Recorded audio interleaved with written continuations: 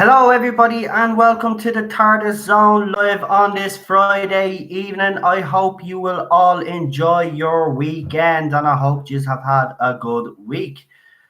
So, last night we did a very important interview. I put it up on the channel, and I was part of the live chat while it was premiering, and a lot of people enjoyed the stream. What's interesting is that the person that I was interviewing has direct contact with the BBC. So, what more can we say? So, for anybody that was around last night and actually got to listen last night, I'd be very interested in hearing from you guys tonight. Those people that listened to the interview in full, if you would like to come on and chat to me about the interview, right? I do have the usual list, but please just remind me if you were supposed to come on tonight. Send me a message on Messenger now. I'd like to welcome any new people that have decided to join the stream. Obviously, before the stream, I premiered a video. We won't go too much detail into it because I don't want to deal with it on this live stream. But I said pretty much all I had to say on that live stream. If any trolls do appear on this live chat tonight, this is just for any of me moderators that are in the live chat tonight. Unless they get personal with me, I want you to leave their comments up, because what I'm going to do, and I'm giving every Jody bot or every supporter of that YouTuber who has decided to come after me, that decides to come onto the stream tonight, what I'm going to do is, if you come on here tonight, and I'm letting you know right now, if you come on here tonight and you make a comment and you're nasty, you're doing it at your own risk, because what I'm going to do then is after this live stream finishes, I'm going to go back to the comments and screenshot them, and I'm going to put them up on the channel for everybody to see. Okay, I am not playing games anymore with any people in this fandom. If you're going to try and discredit me and tell lies about me, I am going to defend myself. And I don't know how we got to a point in society where someone goes and defends themselves, but yet they're the ones that are blamed for starting all of this. Again, I haven't started anything on this, and again, I'm not going to go too much into detail on it, but that's just where I stand right now. So if you do make any comments, any Jody bots or any of the supporters of this particular YouTuber, and you say anything on here that I consider nasty, it's going to be screenshotted for everybody to see. I am not playing games anymore on this channel. You have all decided to come after me the last couple of weeks for some weird reason. I am not backing down anymore. And for all you people out there that said that I'm adding fuel to the fire, I do not care at this stage. They are not going to get away with trying to discredit me and tell me that I'm lying to my subscribers. As we have always said on this channel, you take the information how you like it. I don't know how clear I have to be. I mean, maybe I have to actually spell it on the screen until people actually understand. I have always said that I believe my source. And after last night's interview, a lot of you probably might have had your doubts, because there has been a few people that I won't mention that still listen to me that have turned on me, which is actually very disappointing, to be quite honest with you. You're supposed to have friends out there, but I know who my true friends are in this fandom, because a lot of you actually text me privately, so I know who has me back and who doesn't on this channel. But it's actually disappointing when you think people are supposed to be your friend and they actually turn out they're not your friend. So, I'm done playing games, basically. So if you're going to come after me, fine. I'm going to come back at you twofold. And for all you people that are celebrating because I took down a certain video, I will just address this little part. I have taken down the video to re-edit it because YouTube did send me a notification to say that I need to blur out certain names. That's what I'm going to do, and I'm going to put the video back up. Nobody has won anything here. I told you I'm going to see this through. This guy owes me a public apology. he apologizes to me, then I'll stop. I am not stopping till I get that apology because I deserve it, right? Because I've taken nothing but stick in this fandom for the last three weeks, right? Particularly, but for the last since Jodie Whittaker has been announced, right, I've let things slide with certain people in this fandom. Well, no more. I want a public apology. And if I don't get a public apology, and if you keep coming after me, I'm going to keep coming after you. And that's the way it'll go. All right. And I won't stop. So that's all I have to say on that. So last night, as I obviously said, we had an interview. And during that interview, it was confirmed on this channel, like we have always said anyway, Chris Chibnall and Jodie Whittaker are gone 2020. It's done. It was officially confirmed on this channel last night by someone who has direct contact with the BBC. I don't know how much clearer you need to get with that. Do you know what I mean? So all other articles or rumored articles out there are irrelevant right now, because this channel right here on this channel, you heard it for yourselves that people that were watching last night. I was in the live chat, which is all last night, right? And we were talking about it. Some of you were saying it was a depressing, this is one of the most depressing streams, but it's brilliant at the same time. And it was, and I have to admit, for me, personally, I've interviewed Ballstreck. I thought that was a very, very good interview. I've interviewed Tardis, I've interviewed Daniel, two very good interviews as well. But I thought last night's interview was absolutely brilliant. So yeah, I think it was the best interview I've done. I thought the questions we asked, I thought was quite balanced in opinion. You heard that, he wasn't, as militant as me when it came to a female doctor. He was more open-minded to it. I think it was one of my better interviews, to be quite honest with you. But it was stuff near the end of the interview that is very, very interesting. So if anybody did see the interview last night and that was part of the live chat and would like to come on and talk about it, I already know Daniel wants to come on because he actually messaged me, I think it was today. So don't worry, I got your message, Daniel. So I'll bring you on definitely. For everybody else that did listen to it, that would like to come on and comment on it, because it was a very interesting interview. There was also talk of the Sea Devils and the Autons. How do people think about them? If they do, obviously they're doing this so-called plastic episode. Is that an indication? So yeah, I mean, interesting interview, as I said. Right, so I'll do the usual shout outs. And welcome. I see there's 30 people watching right now. If you wouldn't mind doing me a favor, guys, giving this video a like, and also if you're new and you do like what this channel is doing, please support the channel. I do see I've gained an extra couple of subscribers. It always seems to happen when I have to deal with a situation. I don't think people realize that every time they come after me, there's people actually supporting me. Because they're subscribing to me channel, and I know some are subscribing to me channel to keep an eye on what I'm saying. I don't care. They could come on, dislike me video, they're helping the channel. I mean, the fact that they even go as far as to subscribe to me just to troll me is just pathetic in my opinion. We got Daniel Rocket Runner. We've got the missus here. Hey, love. Not my Doctor Who. Michelle is here. Charlotte is here. Welcome. Yvette is here. Welcome, Yvette. We have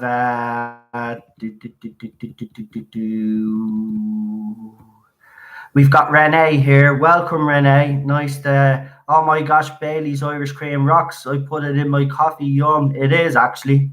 It actually is. Bailey's ice cream they do as well, believe it or not. It's lovely. You should try that. Get vanilla ice cream and add some Baileys to it. Nothing better. Lindsay here. Who else have we got?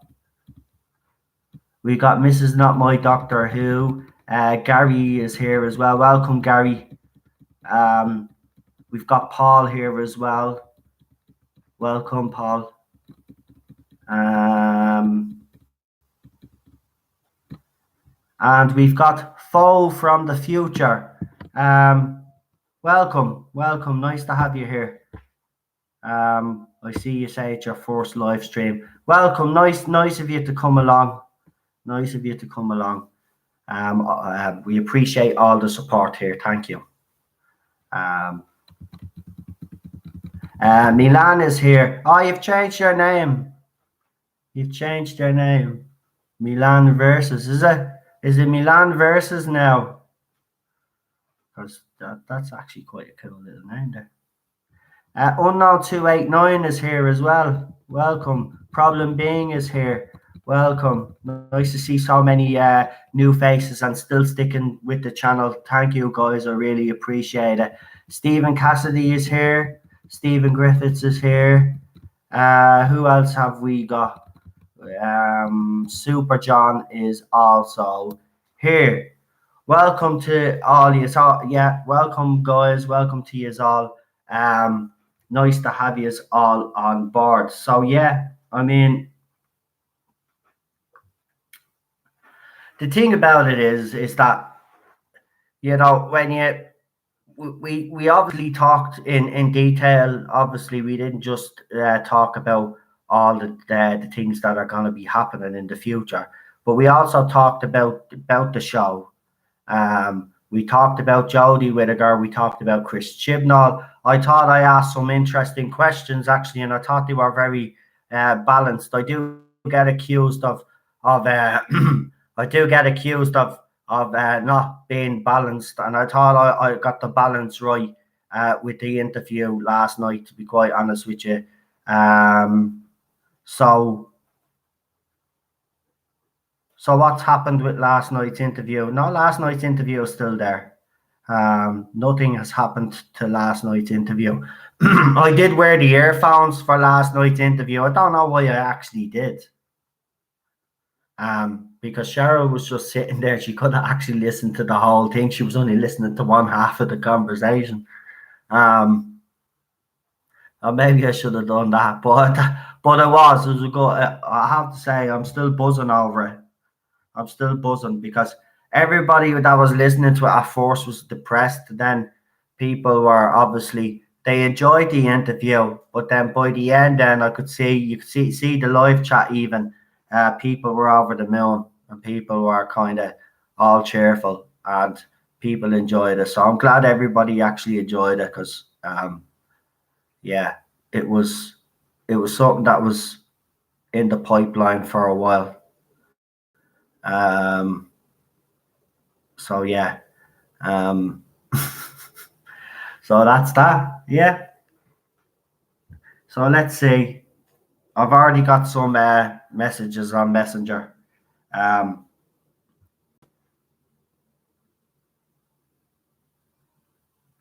look, as I said, man, I don't look. I'm going to be out straight. I don't want to be getting into any rows with anybody in this fandom, right? But there's just people incapable of basically leaving me alone. And if you don't leave me alone and you keep poking me, I'm going to react. And I am. I'm not going to let it go. Some people think that I shouldn't do this. And, you know, to a certain extent, I understand where you are coming from. You want to protect the channel and all this, right? Well, I'm sorry. That people need to face the consequences when they shit talk someone. I mean, I'm sorry, I live in Ireland. You shit talk someone, right? And you have a chance to basically nip it in the bud. You nip it in the bud. Right? These people can't be getting away with trying to say, and you know what? They're all I keep saying this, the same team over and over again. They keep saying that I'm sending so-called friends to their channels to bully them. I don't know how many times I have to keep saying this on this channel. I do not condone any bullying whatsoever. And I will address everybody that does follow me. if you are involved in any sort of behavior like that, I don't condone it, and you don't belong in this community. I'm serious. I don't want anybody going, I'm a big boy, I can handle myself. I think I've shown that in this fandom over and over again. I don't need anybody to defend me. If I ask you to report a video, right? You report the video if you want to report the video for me. If you obviously take my side of the argument, right? You report the video. You don't go in and comment on that video. I haven't asked you to go in and comment on the video. I don't want anybody commenting on anybody's Twitter account or anybody's Facebook page or anybody's YouTube channel concerning something that someone has said about me. If they had said if they have said something about me and you don't agree with that, well then you inform me and let me know and let me deal with the situation myself. I don't know how clear I need to be on this stream and how many times I need to repeat it. I do not condone bullying by anybody on any side of the fandom. And anytime I've went after anybody, which I've already indicated and which I've already spelled out, is when people come after me first. The one time that I did strike out against someone was against Crystal D when she said she watched Classic Who at 1.5 speed, and I thought that was highly, highly disrespectful. The other time was Piers Wenger when he turned around and says, what a way to refresh the franchise after Drury Peter or Capaldi, whatever the actual line was, right? There were two times that I actually went out there and I actually struck first because I strongly believed in it, right? These people are striking me, then they're playing the victim, but yet I'm the one that's getting the blame off all their supporters and everybody out there in Twitter land and on YouTube. You all need to open your eyes and see what's actually happening here, right? I've actually provided evidence and shown these people harassing me. But yeah, I'm the one that's in the wrong. I'm the one that's crossed the line. I'm the one that's added fuel to the fire. Right? Yes, I will say I've added fuel to the fire, but to accuse me of all the other things, no, I'm sorry. I was brought up, if anybody is shit talking you, well then you sort out, you clear your name, and I'm going to clear my name. How dare those people call me a liar when I am closer to the action than they ever will be? And that's not a dig, or that's fact. Watch last night's interview. Don't know how many times I have to keep saying that anyway. But there you go. Right. Let's we've got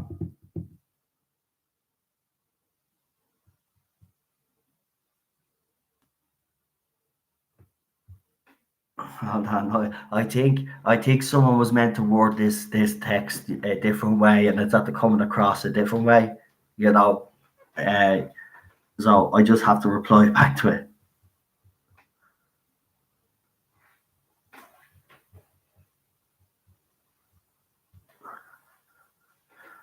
Right. Who else? Oh yeah, just seen Care for a Jelly Baby has joined us as well. Welcome, you're very welcome to the live stream. I do get very, just to warn new people that actually do watch me, I do get very passionate on this channel and I won't change me passion, to be honest with you. And if I believe that a wrong has been done, which in this case it has, right? I can't let it go. I'm sorry, I'm not going to let it go until I get an apology. All I want is an apology off this person. To give me an apology and then there'll be no more from me. Leave me alone. I blocked them already anyway. Do you know what I mean? I blocked them on every social network platform that I'm on. So, I mean, I don't know why. I don't know. Maybe you want to generate this hype because your channel is nearly dead. I don't know. If that's the case, then, well, you're going the right way about it, but you won't get any of the hype. I'll get it all. People are subscribing to me. People are watching me right now. I don't want to be like this, but you've made me like this because you've actually came on just attacking me all the time, and it's wrong. It's sad. It's sad. Like, you know, maybe your ego's taking a bit of a bruising because I'm closer to the action than you'll ever be, and that kind of upsets you because maybe you were the guy that everybody turned to in the fandom to give Doctor Who news. But I'm sorry, whether you like it or not, there's multiple channels out there now doing that sort of thing. So, you know what I mean? It's a big playground. So, you need to get with the program, really. Um, so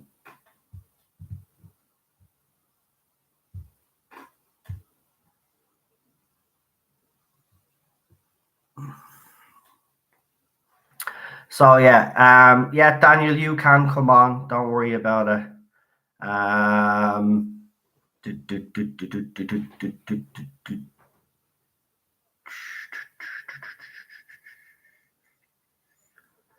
but here's the funny thing, right?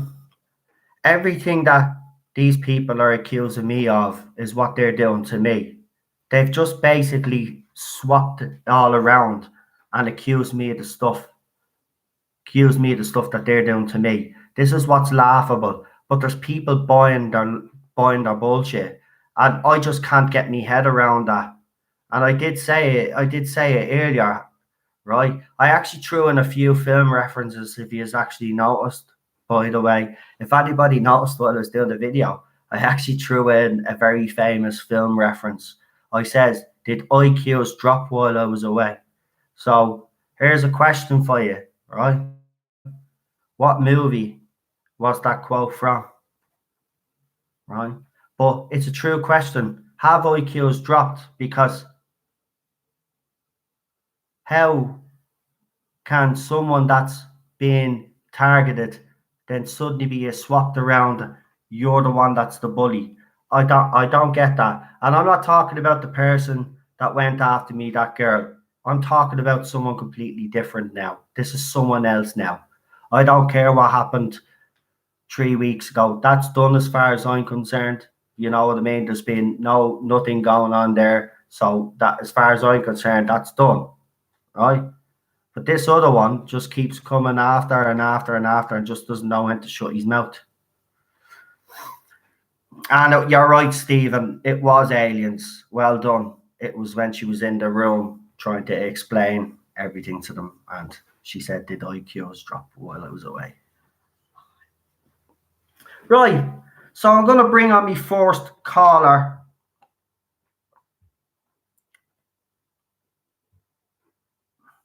You probably know who's coming on first, don't you? I don't even have to say that now. Let's make sure this is all good. There we go. I think we got the sound. Right.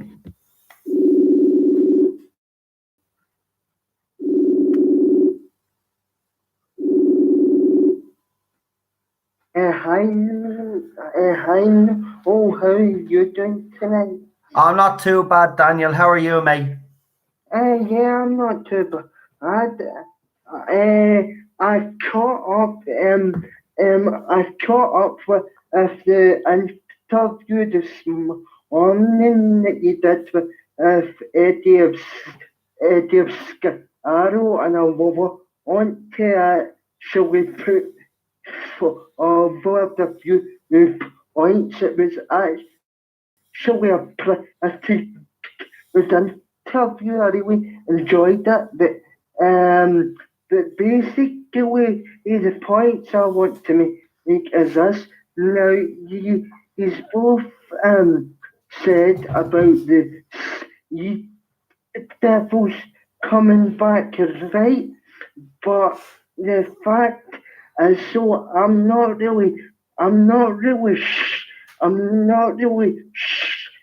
sure how the sea devils, um, how the sea devils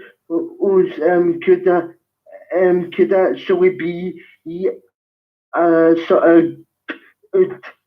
concept for of the for the new series, or for the new or for new who in general. I think the Sea Devils actually would up better in the Jurassic era.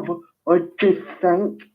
Well, do you remember during the interview? And again, do you remember during the interview we both had said in the interview that, do you remember I have been telling you on this channel and everybody on this channel that I have been Yeah, sitting on information for the last couple of months. It's been 2 months now, yeah, right?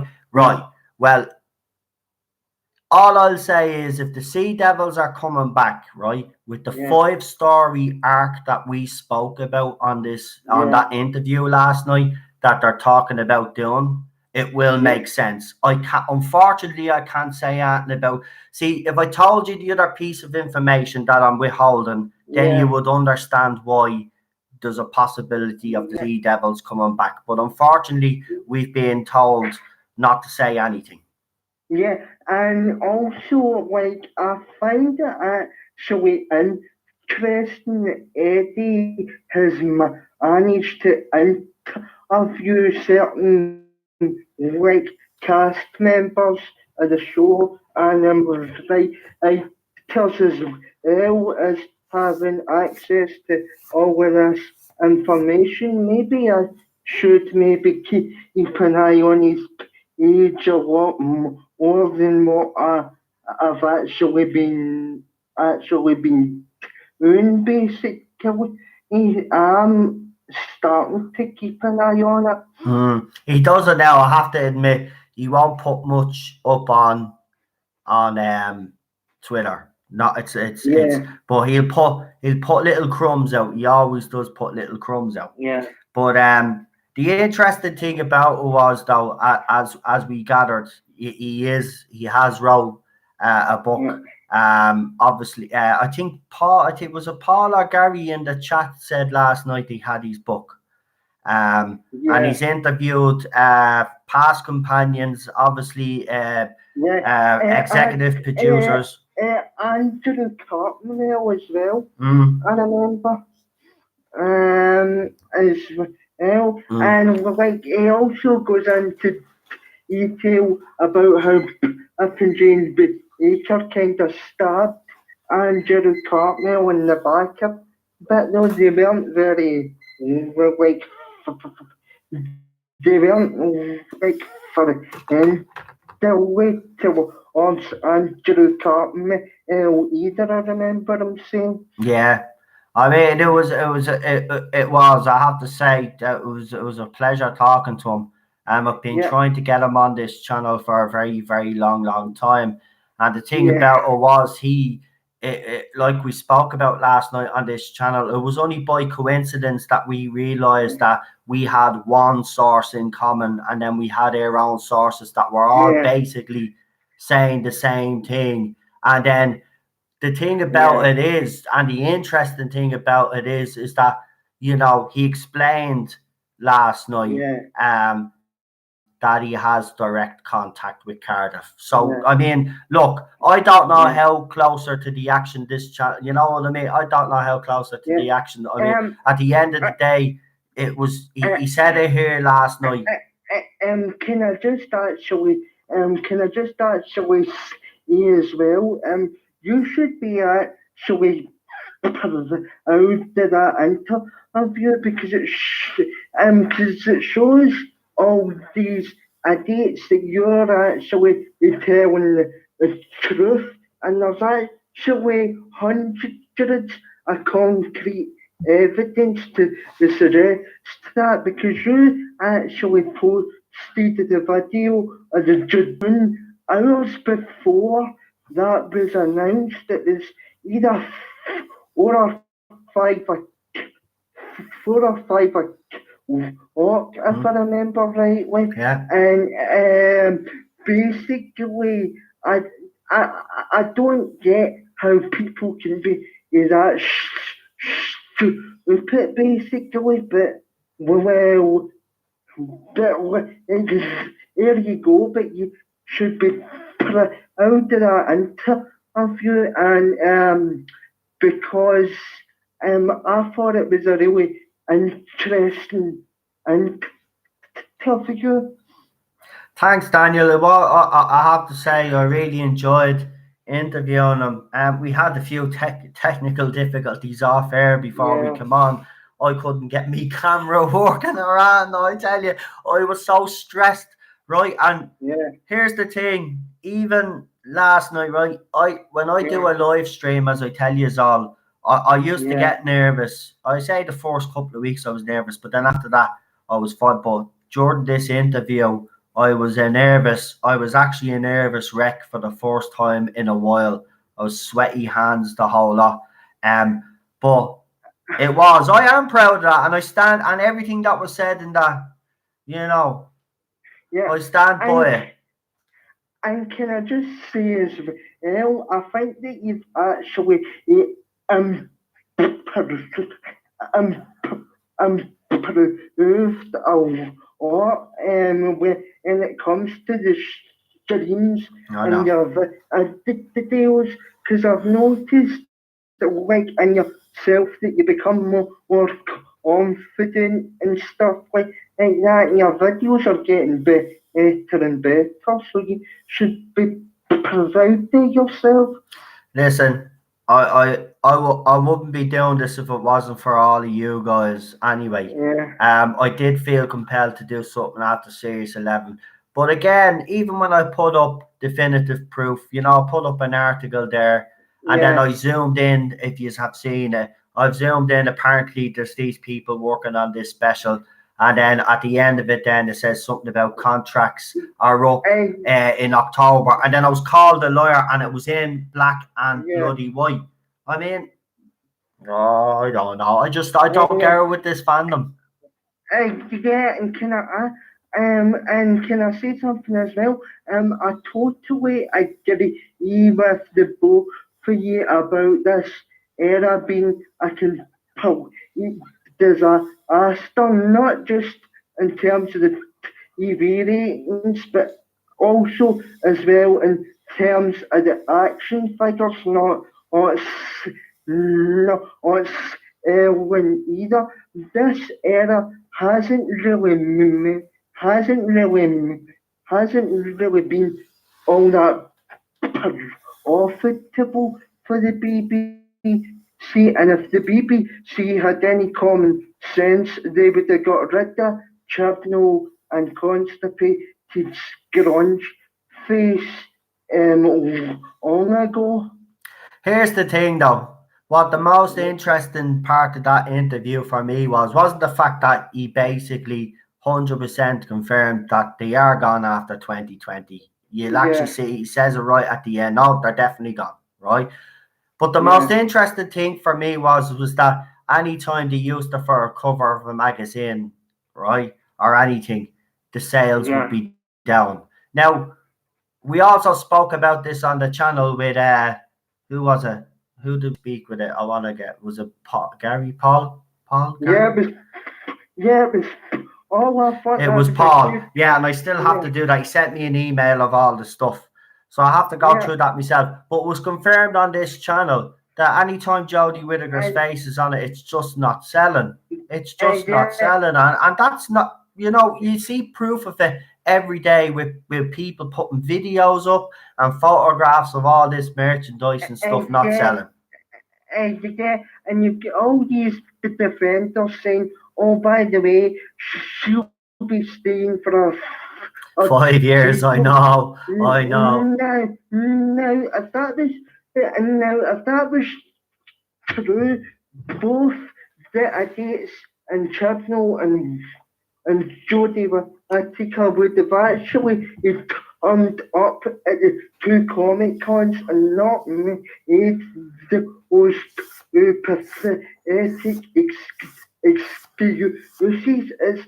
It's time for all the defenders to actually realize that and have a bit of common sense now, to be honest with you. That look, they'll never accept it. Sure, when it is announced, as I Yeah, said, you know who's going to get the blame for it. It's not going to be Chris yeah. Chibnall or Jodie Whittaker. It's going to be the fans that. It was Gary that sent me the data. Yeah, I keep getting And confused with the two of you guys, Gary and Paul. I don't know and why, um but I and do. and do you know who's over in the series because I've heard people ages over seen series so and I heard Eddie and you actually discuss that he might only be a ghost for the series. Now, So what's happening? what's happened is Chibnall is back, but not in full capacity. He's just kind of Yeah, overseeing the stuff, the series, because it's got his name on it. He'll have to do a little bit of promotion. But Pete yeah, McTeague is basically he's kind of running the show on the ground, if you so to yeah, speak, whereas Chibnall is just kind of overseeing it and stuff. yeah, As I said, and I told you this numerous occasions, don't be surprised if they come back because they have, you know what I mean. As I said, this yeah, would be perfect way to sweep Cardiff under the rug anyway. And I'm accused yeah, of bending the news for my own propaganda. I don't yeah, bend news for my own propaganda. I put positive proof up on my channel, thousand call video, yeah, bits of pieces of information there, here and there that yeah, indicate something is wrong. So I don't bend it, right? yeah, yeah, and I hope the new guy doesn't have to put on that idiot or to clown outfit. That outfit's absolutely ridiculous. It was to begin with. To be honest with you, it's a sight for sore eyes. I don't know. As I said, I'm just speculating here, but I wouldn't be surprised if they put Jodie Whittaker's doctor to something where she has to put the spacesuit on. I'd highly Yeah, think they'd let the male doctor regenerate into her costume, or maybe they will. Maybe they yeah, will. You know. yeah. I mean, would you really care if it's gone back to a male? He doesn't wear it for the whole episode, gets rid of it, and then continues on. I don't think anybody would give a crap, to be honest with you, at this stage. Yeah, I don't really care though. I just want to get rid of constipated scrunch face now, to be honest with you, and get rid of that composer, Akinola, and convince try and convince Ari Old to come back. Now I know he got a bit towards the end, but he's still a better composer than Akinola will ever be. Yeah. Unknown 289, to answer your question, it's actually in the stream. Listen to what he says about the Christmas special. He actually explains what the filming schedule and stuff like that. It's a proper in-depth interview. It's not just a person that's pretending that they know stuff. They have direct contact with the BBC. So just have all I'll say to you is just go and watch it. If you haven't watched the interview, and I know Um, it is on for long, but it's well worth watching. Trust me. And please do me a favor, share that particular stream as well, if you don't mind. Let everybody see it. yeah, because that's what I'm going to do after a basically if the live stream tonight. I'm going to share that with a deal because it needs to actually be seen and heard though. Because I thought that was the best interview that you've actually on my opinion. I really enjoyed it. Thanks very much, Daniel. As I said, I did actually, I was nervous at the start, but once I got into it, I really did actually Yeah, enjoy doing it. It was yeah, very yeah, relaxed actually. And we got a yeah, lot of information out there as well, and a lot of it was yeah, explained as well for anybody out there. This interview, we didn't just talk about the news, obviously, and all this other stuff. We talked about the series as well. He breaks it down very well. He talks about Rosa, uh, yeah, and he came up with some great points about Rosa and the Demons of Punjab. I mean, yeah, it's a great in-depth interview, and believe it or not, he's more open-minded to uh, a female doctor than I am. So for yeah. anybody that's afraid Uh, out there and say yeah, that I'm and welcome for other opinions. You know what I mean? yeah, and yeah, I'm the same as I'm the same as us. else. No. Oh, so it was actually quite refreshing to hear Eddie's thoughts on it. No. Oh, because I'm the same as you. I can be quite irate in my opinions, as you've already seen. So it was actually so it was actually a refreshing sort of refreshing sort of interview because Eddie Eddie can Eddie can see that they actually go down this route again and what have you. So I thought it was a really sort of good interview from his part as well. Yeah, Leland has asked me, are the rumours about Captain Jack returning just idle nonsense, or is Barrowman back? Again, in the interview, we do talk about Rose Tyler, we do talk about Jack. No, they're not. It is. It's like this. It's the same thing with everything. With every year with the Rose Tyler business, it turns out to be nonsense. And to be honest with you, that was some desperate Odie fan desperately is trying to generate hype for a series. Now, the intelligent Doctor Who fans never bought that for a minute because basically they're far too intelligent for the likes of them. In my opinion. Yeah. Future Fall from the Future says, I was at the bookstore here in Toronto last night, and one of the managers told me that the 13 Doctor books never sell. They're constantly getting in books with Smith and Tennant's face on them. We've heard similar stories. Well, yeah, because you hear similar stories about the action figures as well.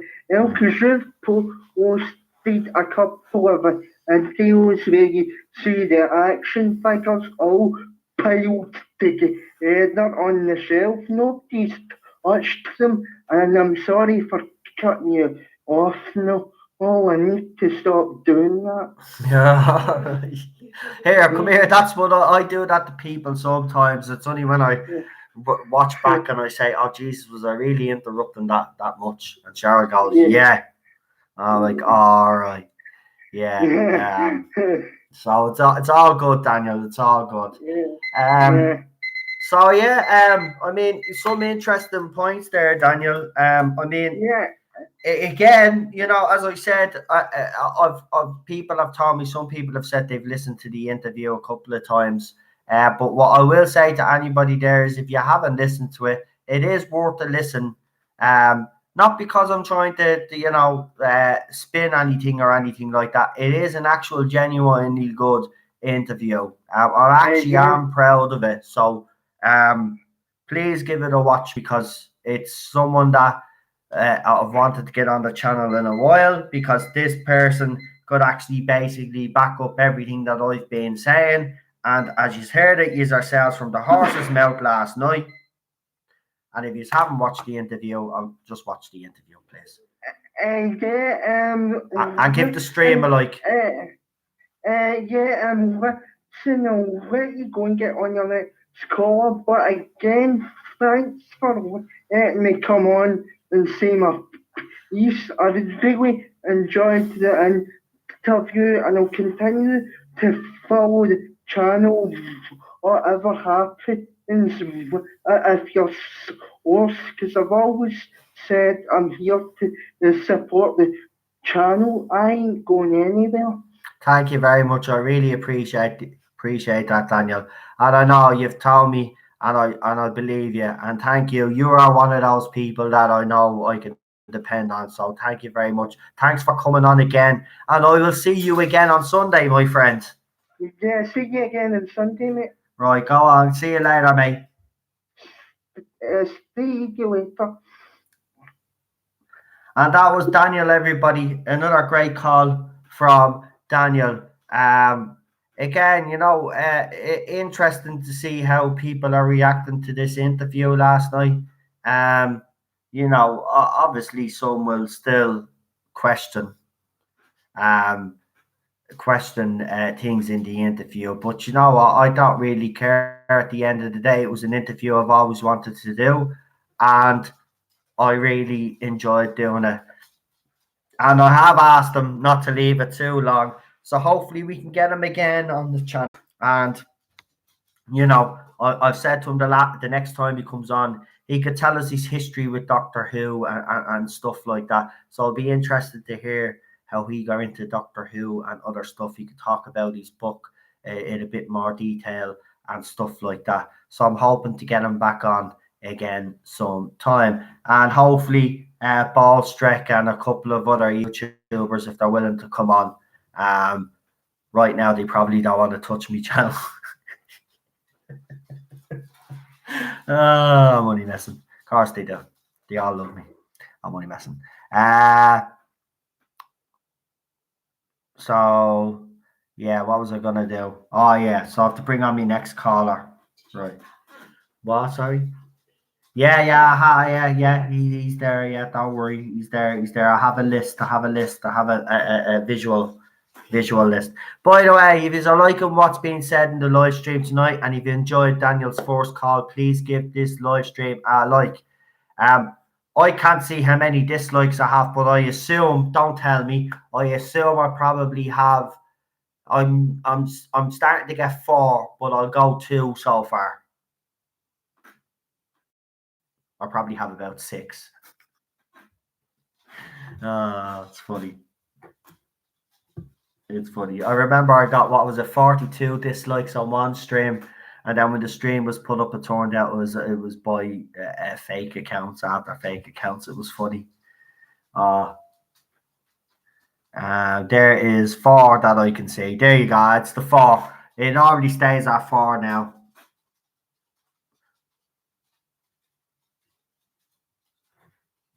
So we have Laurel and Hardy, Tweedledee, and Tweedledum. And they're probably subscribed to the channel as well. Oh, yeah, you make me laugh. Right, who will I get on next? I've no particular order. Right now, there's a couple of people that were to come on, but they've changed their mind, and I don't mind that. That happens. So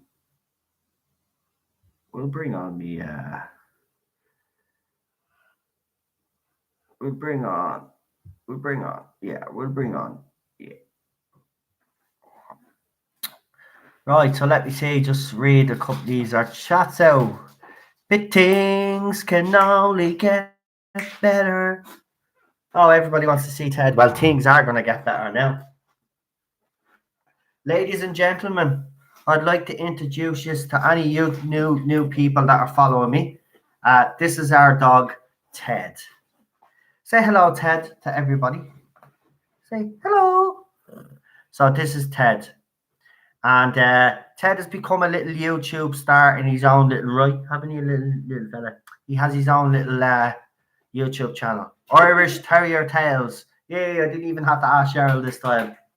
Woo! It's Teddy's Terrier. Oh, it's Teddy's Terrier Tale. All right, I got it wrong. See, I still can't get it right. He has his balls, so he doesn't want to really pay any attention to me.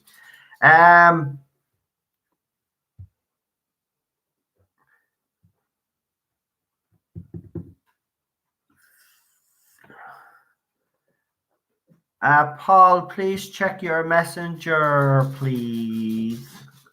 Thank you very much. Thank you.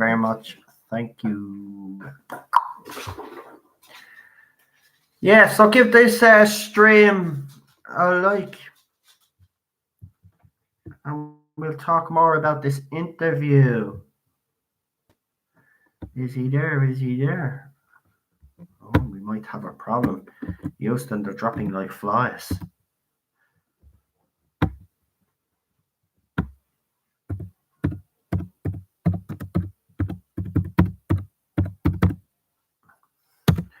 Things can only get better. They won't stop with the betings. I know, I love it. So bad. And an earthly beting. Yeah. Yeah. Or the invasion of the beting.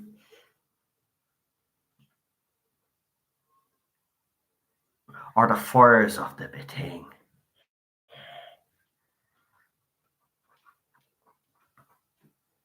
Asylum of the beting.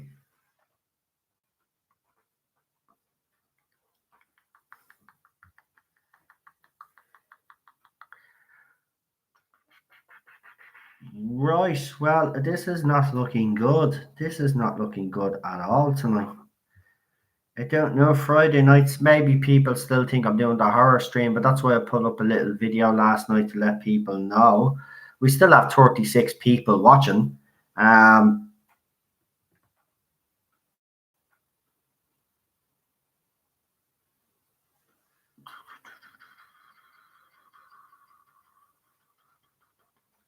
The 5 things. Yeah, yeah. There's some thing about Mary. Jesus Christ. Or we could do James Bond movie. Gold betinger. Yeah, or Gold Betinger, Cheryl said. I had the man with the gun beting.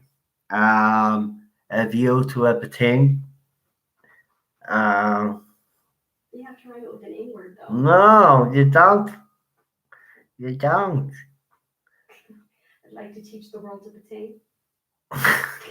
That's Rocket, of course. Right, guys, I've sent some people messages on Messenger. Could you please check your Messenger? I've sent you a message. And I've also sent you a message here on the live chat. Please check your Messenger. I've sent you a message. If you're coming on, please let me know. If you'd like me to bring you on a bit later, I'll bring you on a bit later. The beting that loved me, says Problem Being. The beting is not enough, says Leland. I like that one. So no more talking frogs. No more tiny little monsters that eat metal. No more feckin' witches. No more feckin' dancing spiders. No more feckin' Donald Trump bloody personations wielding bleeding shotguns or whatever gun he was holding, AK-47, because that's typical, like, you know, stereotype.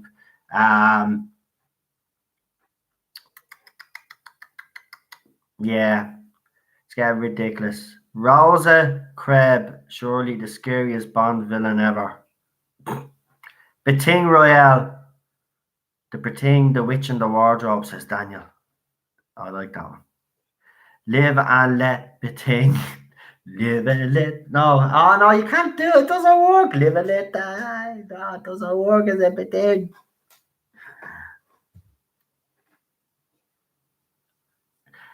Lee, I'll bring you on Sunday. I just kind of want to get people that actually saw the whole interview tonight to actually come on and talk about it, because I'd like to keep that the focus of the stream tonight. But I will bring you on Sunday. I'll bring you on first on Sunday.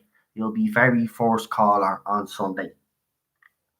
So 10:30. If you're around 10:30, that's when I take the first call. You'll be on at 10:30, first call Sunday. The thing never dies, says Rocket Runner. Never say Beting again, says Gary. Oh, these are brilliant.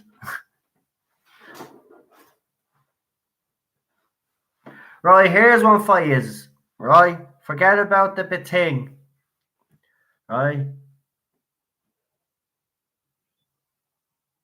Did you do? Right, you have to put you doing in the title of something. Go for it. While I'm waiting on my next caller. Unless something has happened. And I'll just bring on me next day. I'll just skip that caller and then bring on a different caller and then, like, you know, and we'll go for there. Go from there.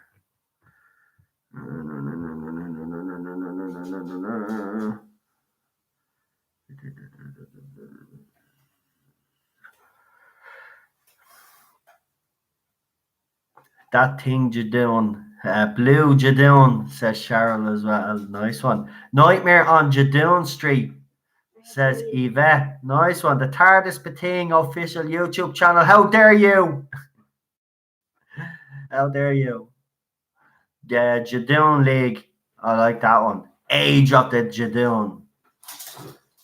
Jadoon mess with the Zohan. I love the way he does them.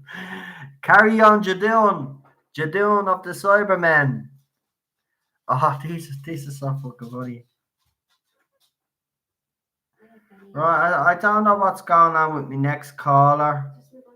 So what I'm going to do is I'm just going to bring on my next caller.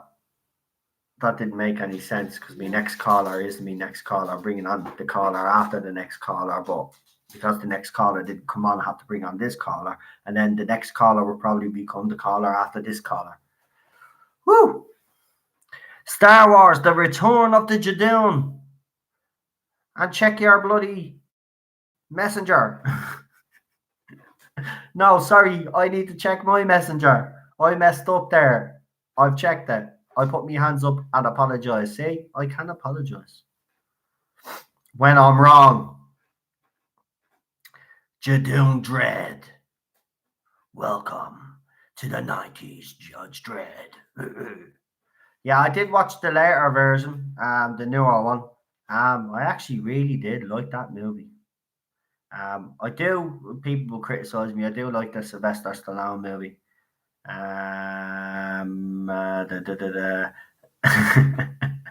Glenn Edwards. If you bring on the caller after the next, then he becomes the next caller, and the next caller is the first caller. Yeah. Problem being Jadoon Judy. The Curious Case of the Benjamin Jadoon. That's a good one, Daniel. I like that one as well. Jadoon Rogers in the 25th century, says Rocket Runner. Jadoon 2000, says Unknown 289. I like the Stallone one too. They were both decent. Yeah. I do like the Nundo as well. Man of the Jadoon. Nice one. Right, just gonna write. I'm finished with all these Jadoon ones. I'm just gonna bring on my next caller. Start spreading the news. Hello, Jadoon. No. Oh, Jesus Christ. Are we going to start this call with this Jadoon business? Okay, Mr. Jadoon. What would you like to talk about tonight, Mr. Jadoon? Oh, by the way, sorry. I forgot to introduce you. So this is Neil from Not My Doctor Who, Mr. Jadoon himself. Welcome to the show, my friend. How are you? I'm fine now. I'm confused. Which caller am I again? He's the third caller. I know. I was gonna try and explain it again, but then I thought actually I can't really explain it because I don't even know what the crap I was talking about. Well, anyway, let's get straight into what would you like to talk about tonight? Anyway. We're talking about you. Oh yeah, the interview. Yeah. Sorry, I need to focus. Focus, see, Jadoon. Stop it. You are making my head go, Jadoon. You haven't even been drinking tonight. No, Mofro, Joe, yo, go, yo. I shouldn't I? Couple of whiskeys or something. Nah, if I had drank a couple of whiskeys and did that earlier stream, it wouldn't have went well. Right, go on anyway. No, it's grand. We're not on the clock. Right. We're not on the clock. Yeah. So you're grand. Go ahead. But yeah, awesome video. Awesome video last night. That Eddie's great, isn't he? Yeah, brilliant. He basically, confirmed everything.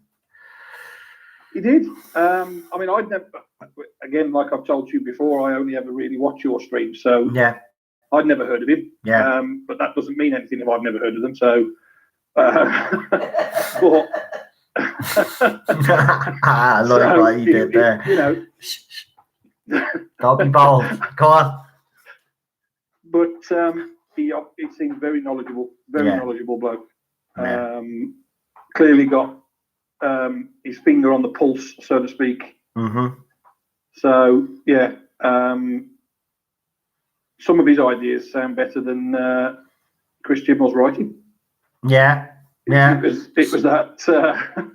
Some of it, I have to admit now, while he was talking, I was a bit, it's a bit out there for me. But I can get where he's coming from. He was talking about this separate universe kind of thing as well, where he was thinking Yeah. maybe we could get different actors from different countries to play the Doctor, but it'd be separate from the actual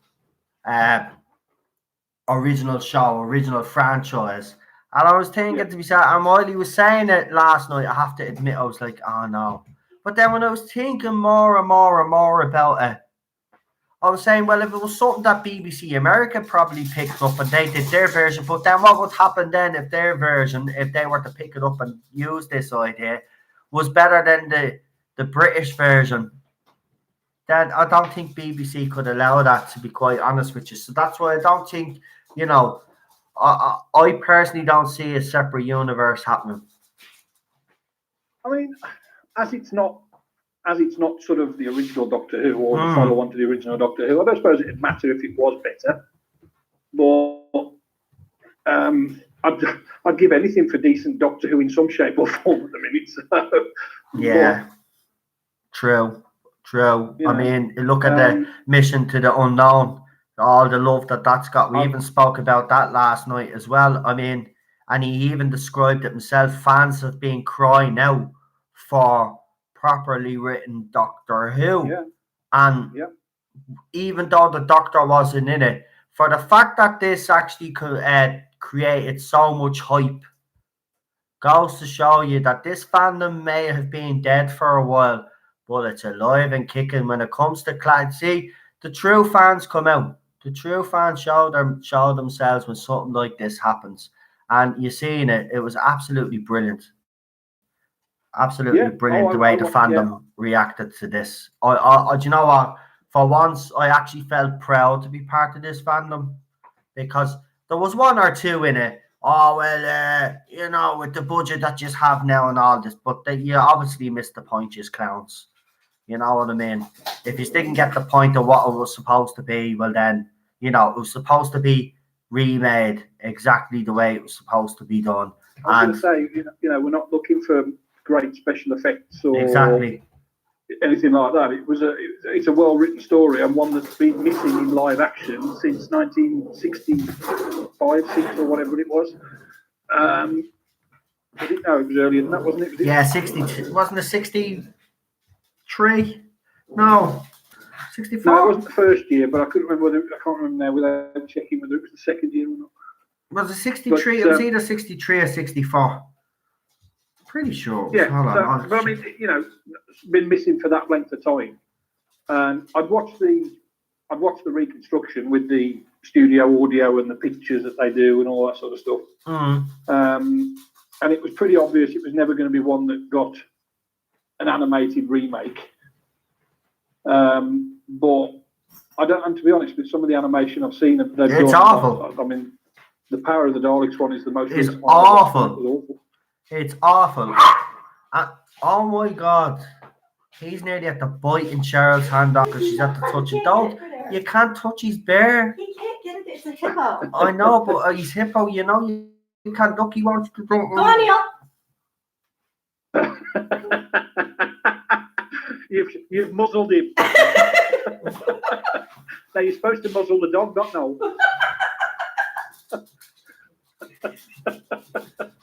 I feel violated right now. Do you need to report me? I feel violated right now. She put her hands on me without my permission. Right, I'm gonna act like one of you snowflakes now. Right, I feel violated. Please call the the service. Please, I'm traumatized. She put her hand on me mouth to shut me up. She had the permission of everybody in the chat, basically, so she was all right. Ah, Jesus Christ. Love it. But yeah, I mean, anybody criticising that Mission to the Unknown, they're idiots. because it was done as a homage to it, wasn't it? So, Yeah. I mean, you know, and I don't know. Here, let's just get into. Look, you're not on the timer anyway because a couple of calls have bailed on me, and I just wanted to get people on that actually listened to the whole interview because there's no point in getting.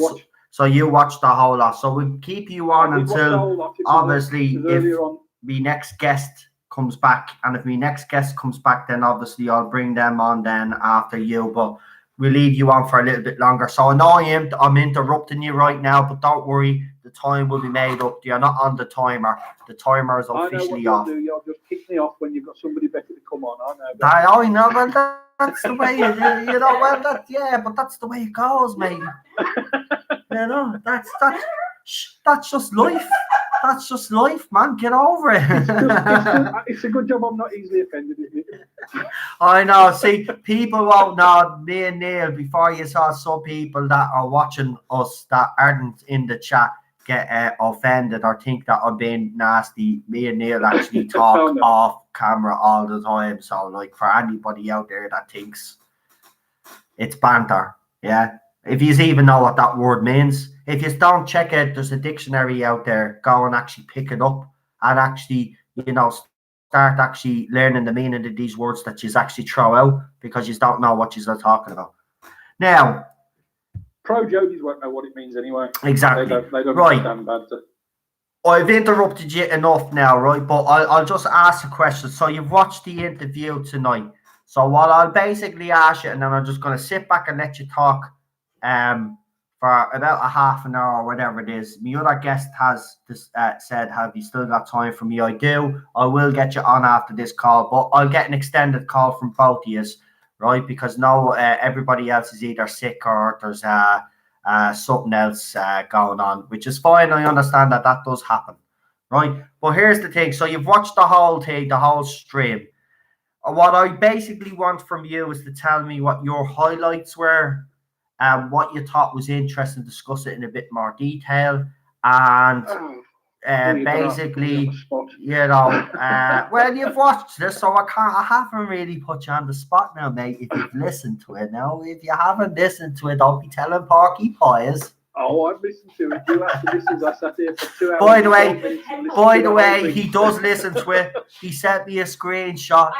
Right, he sends me a screenshot of his setup. It's a great little setup that he has. So trust me, I know he does listen to me. Right, but but listen, I mean, you don't have to go into very great detail, but you did hear everything that I said, and you heard everything that Eddie had to say.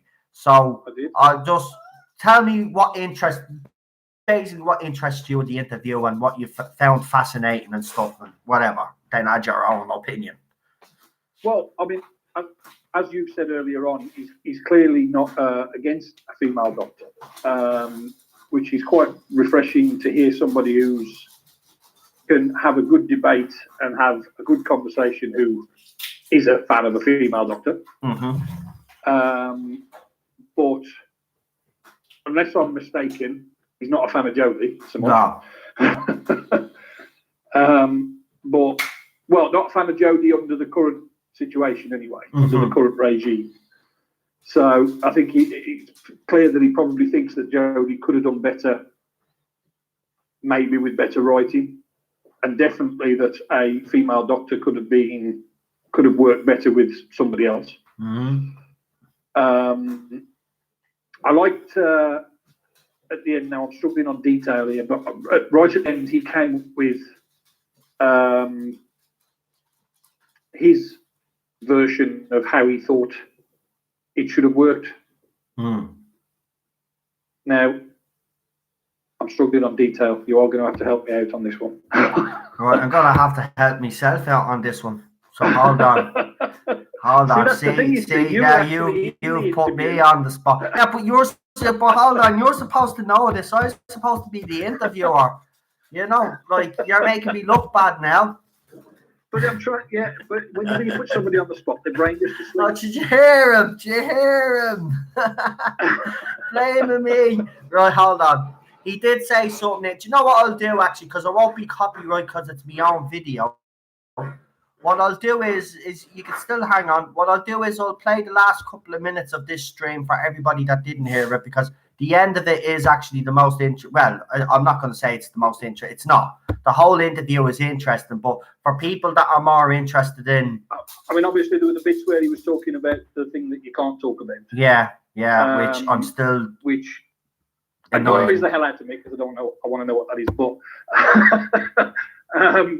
hold on, pause it. I don't want to talk while I'm talking to Neil. Right, I don't understand why I'm blanking on it, but he came out with what he thought was a better way of doing it at the end. Right, we'll see if it's this. Hold on. It's a worrying. I'm hearing it's kind of quite contradictory, because I'm hearing a lot of things that I like the sound of. Yeah, they're kind of wasting it with things that I don't. And the fact that they're going with that Jane Bond silly nonsense in the first one, it's just another thumb up at the No, it's ridiculous. I don't think he's going to learn from his mistakes, to be quite honest with you, Eddie. Right, I think I might be forward. Hang on. Could you hear that? Slightly before we're talking about the James Bond stuff. Are you sure? Right, hold on. Right, folks, just bear with me for a sec, because this is interesting, because Neil does bring up. Went directly and she said to me, please don't. Very words, but we don't normally speculate. Is it before that? But please. I'm struggling to hear that bit. And I agree with her, because it would just be, you would just. Right, hold on. Other video. I don't know. I mean, what he said was pretty innocuous. Hold on. I think I know what you're talking about. Are you talking about where he talks about the different directors and the he wants that director? No, there was something I can't. It's really annoying me that I can't remember it, but I could bring it up myself, but I'm not sure it would sound great this end. It sounds really non-professional, not being able to remember what I wanted to say, but it was. Was it about where he was talking about the demons of Punjab and Rosa and about how he would have done it, or is it complete? No, that was earlier on, wasn't it? Yeah, that's what I'm thinking. I'm trying to see. Maybe you could just do a highlight later. Yeah, I honestly. If I play it by hand, it'll be really loud on my speakers.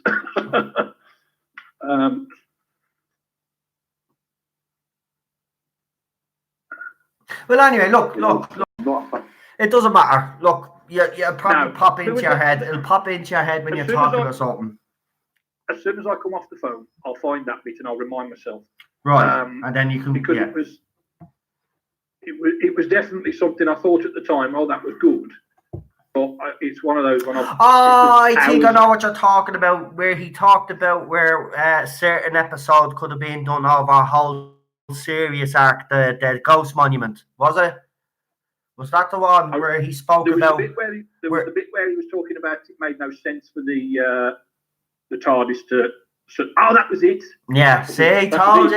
Yes. Yeah. Right, go on. Because he said it made no sense for the TARDIS to show up as the Ghost Monument, which I agree with. It did. Yeah. And then he said about having the whole series arc where the TARDIS would show up right at the end, because we had no explanation as to why the TARDIS kicked her out, which is something else he pointed out. Yeah, you did. And then he went through his explanation of what he thought would have worked better. That's what I was trying to get to. There we get. Told you we get there in the end. We do get there in the end. See, my brain's just got holes in it. It's like Swiss cheese. Which is my favorite cheese. I love Swiss cheese. But yeah, his version of that series would have worked a lot better than what we ended up with. Yeah. Because I actually remember saying to somebody else at the time that if the TARDIS, we didn't get an explanation as to why the TARDIS threw her out, which obviously we made our own. we made our own decisions on why the TARDIS threw her out, but for the basis of the series, they didn't come up with an explanation as to why it threw her out, which is a bit stupid, because there was nothing wrong with the TARDIS. She hadn't done a regeneration like David Tennant, where it had damaged things all around her and things like that. So there was absolutely no explanation as to why the TARDIS threw her out. Yeah, except the one that he made, where he said it was just an excuse for them to blow up basically Peter Capaldi's TARDIS, the male TARDIS, basically, so they could like basically just read. There was no you're right. That actually made no sense whatsoever. And why But did the wouldn't it? TARDIS throw her out? Why would the To TARDIS change the throw her TARDIS out? interior, all you need to do is say the Doctor was bored of it. Yeah. Or in this new regeneration, she didn't, as you say, she didn't like the way it was done because that was done by a male, and she just wanted to change it. But It's to ridiculous. have it so that the TARDIS blows itself up just because yeah, you've got this thing introduced by Moffat where the TARDIS has got a personality, and it went in the Doctor's Wife episode where the personality of the TARDIS went into Saran Jones in that episode. But it didn't actually say that the TARDIS personality was definitely a female personality. I know. It's the consciousness anyway, whatever it was, so male or female, just took there's female. nothing that says that the TARDIS has to be against the Doctor changing from male to female. Yeah. So even that doesn't make any sense as to why it chucked her out. Here's one actually that doesn't make sense either, and this was all brought up because we were kind of trying to highlight the ridiculousness of Chris Chibnall's writing. Okay, so the sonic screwdriver, as Eddie rightly pointed out, was made from Sheffield steel, but it also had the Stenza crystal on the top of it.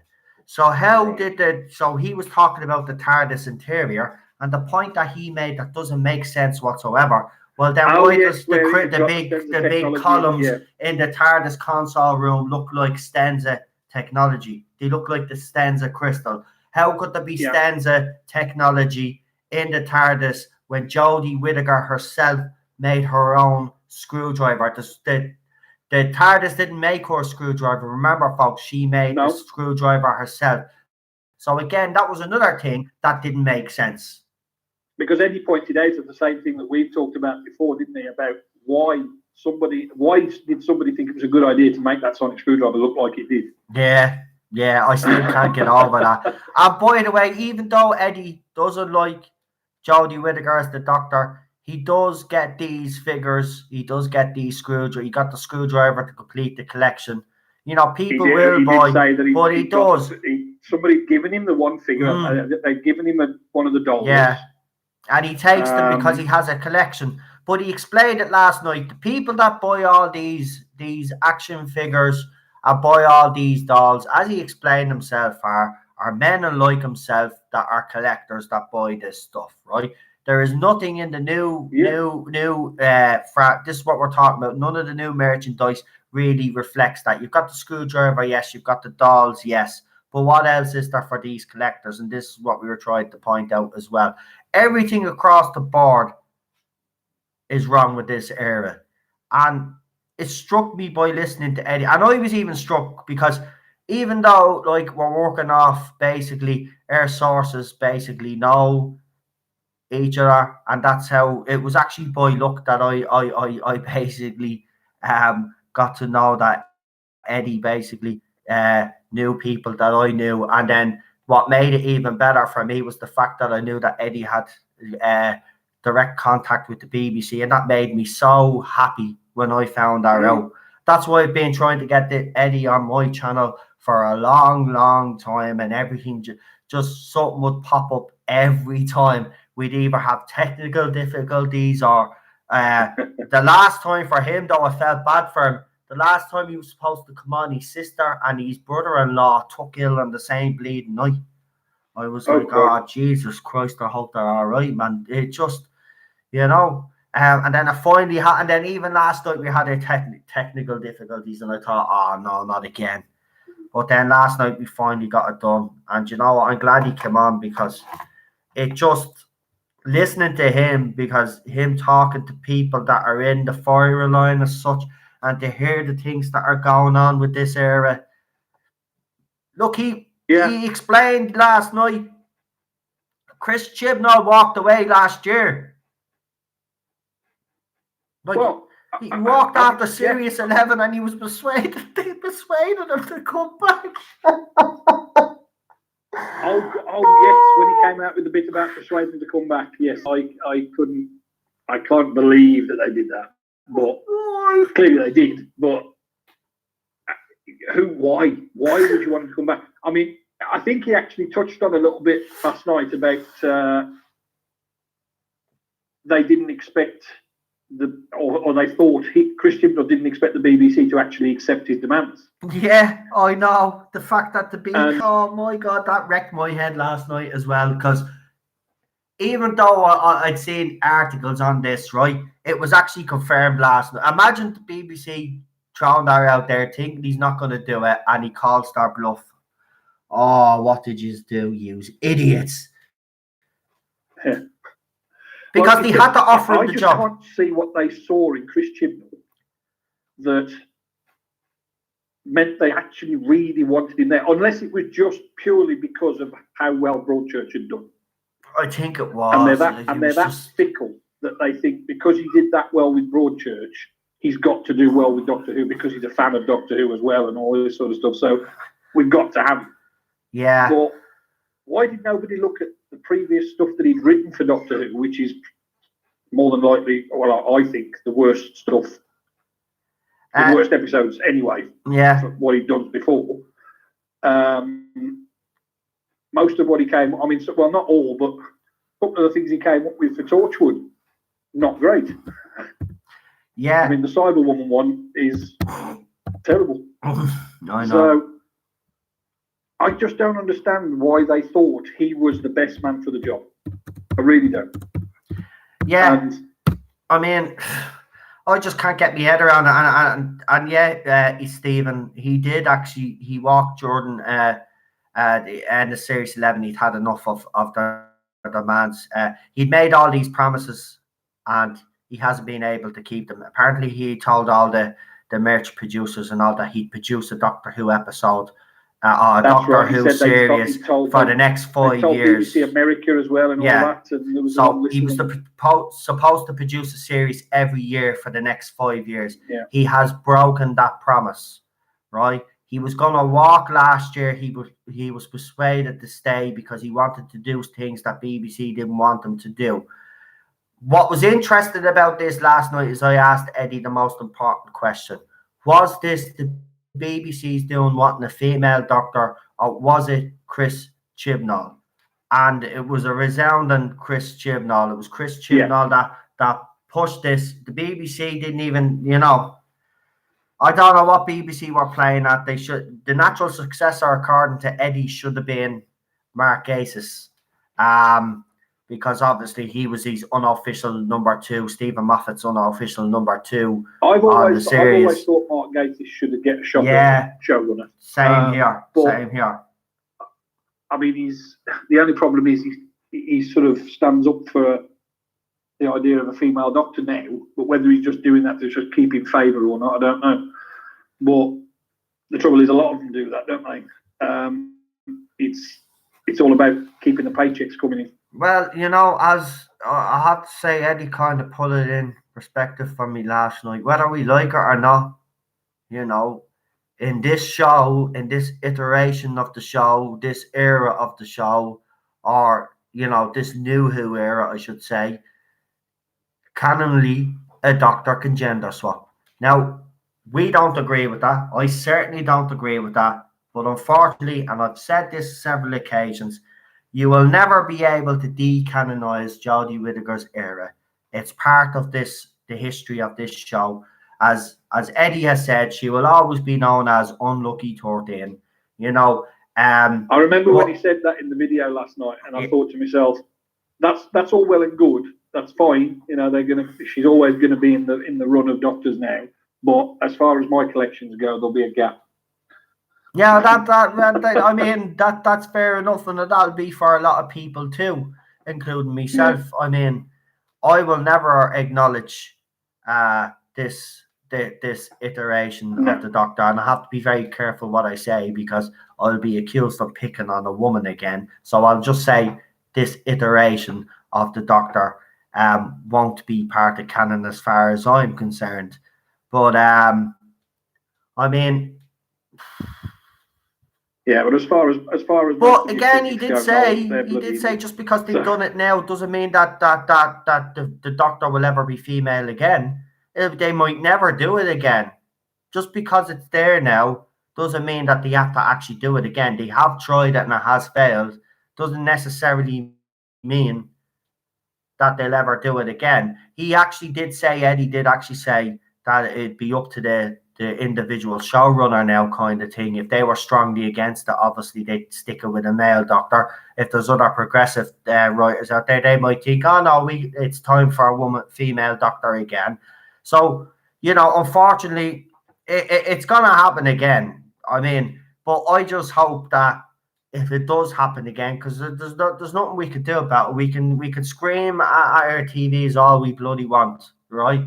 They're going to keep doing this until they cop on and find something that did surprise me that he said last night. And I mean, obviously, he clearly knows more than I do, so I'll bow to his knowledge. But he said that the scheduling of Doctor Who has nothing to do with Chibnall. Yeah. And I always thought it was his idea to move it from Saturday to Sunday night. Yeah. I think he could take. I think what he meant by that though, and I'll ask him because I'm like you, but I think what he meant by that is I think he put it on a Sun, say this is the day I'd like it to be on, but they pick the time. They pick the time. Right. They pick the time. So he can't actually choose the time because if you remember, Peter Capaldi's era was jumped from one time slot to the next. He never got a settled time slot. They kept moving him around. It always seemed to get moved around for some other show. I think it was for David Attenborough, wasn't it? When David Attenborough was out, What a Blue Planet 2, I think they kept changing, moving his episodes around. So he even criticised, because he even came out in an interview and actually said that's why he believes Doctor Who in general, New Who, has actually suffered, because they never find a settled time slot for it and keep it at that and build up the audience. Do you know what I mean? They keep moving. If you keep moving it around, you're not going to get a settled audience anyway. That's another thing as well. You're not going to get a settled audience because people that watch at 6:30 or whatever. I think for me personally, 7 p.m. is the perfect time to show Doctor Who. 7 to 8, done. But you think back to the classic series, and it was always shown at sort of 5:30, 5:45. True, but it's different now. People behave differently now. You have to take that into account. TV habits have changed as well. Eating habits have a lot to do with it as well, because I agree with you. Back in those times when Doctor Who was on, people would be sitting down having their tea. It's kind of changed now. People have their teas at different times. They don't all sit down now in front of the TV at 5:45 or 5:30. Do you know what I mean? Like what we used to do when we were kids. It's completely different now. And I suppose, I mean, from the point of view of somebody like you and me as well, I'm usually watching football at that sort of time of night on a Saturday night as well. Yeah. So, actually, I wanted to ask you because I was watching the England match just before I came on. Did you win? No. Did you draw or did you lose? The last I was actually starting to watch your stream before the end of the game, and the last time I looked, it was 2-1 to them. Ah, lovely. The wife just informed me that you lost. So well done, so, Czech Republic. Woo! Hey, come on! I could be rooting against you tomorrow. Well, Georgia versus Northern Ireland. Listen, mate, I'm even rooting against us tomorrow. We're not bleeding winning that game tomorrow. You're joking. This style of here. I can admit my country is shit at football. The only problem is that you can't admit that our team is still like development and that it's actually shit, and that Gareth Southgate actually doesn't have a clue what he's doing. It's actually funny. He's been blagging his way through this job now for how long? Well, Gareth Southgate, it's only his second tournament he's doing. Yeah. But listen. Right, and I don't want to get into a whole football conversation on this stream with you because obviously there's not many people that to watch it. But listen to this, right? Every time they've actually come up against someone decent, like the Netherlands, like Colombia, like the Czech Republic tonight, like Croatia, England, you just get beaten, right? You can beat the shit teams, right? But you can't beat the decent teams. You hadn't ready yet. So midfield tonight was actually shocking. He's had Rice in there and Mount, and they did absolutely nothing. As I say, the game was on in the background. My lad was watching it because he's definitely, or he never misses the games. I can't wait until Ireland plays England. We're going to do a live stream. We'll do a live stream, a double live stream here. Ireland versus England. Now that might. I mean, I don't want our Irish-English relations to fall out us now. Oh, we won't. It's only a bit of banter. For anybody, it's only a bit of banter. Like, you know. I know. I'm only joking. But yes, I mean, in terms of back to the interview. What England used to be, they're certainly not what they used to be. Yeah. Well, back to the interview. We'll just forget about the football because I can see people don't like us when we talk about football. So we'll just get back to the interview. I mean, is there anything else you want to? I mean, I could add loads, but you know me, so yeah, go ahead, because I'm talking too much. Well, the thing is, it's like one of the. I mean, until we started actually talking about it, and then all of a sudden things pop into your head, and you think, oh yeah, that was something I liked in the conversation, and that was something I liked. Trying to actually think of something when you ask me on the spot, you know what I'm like.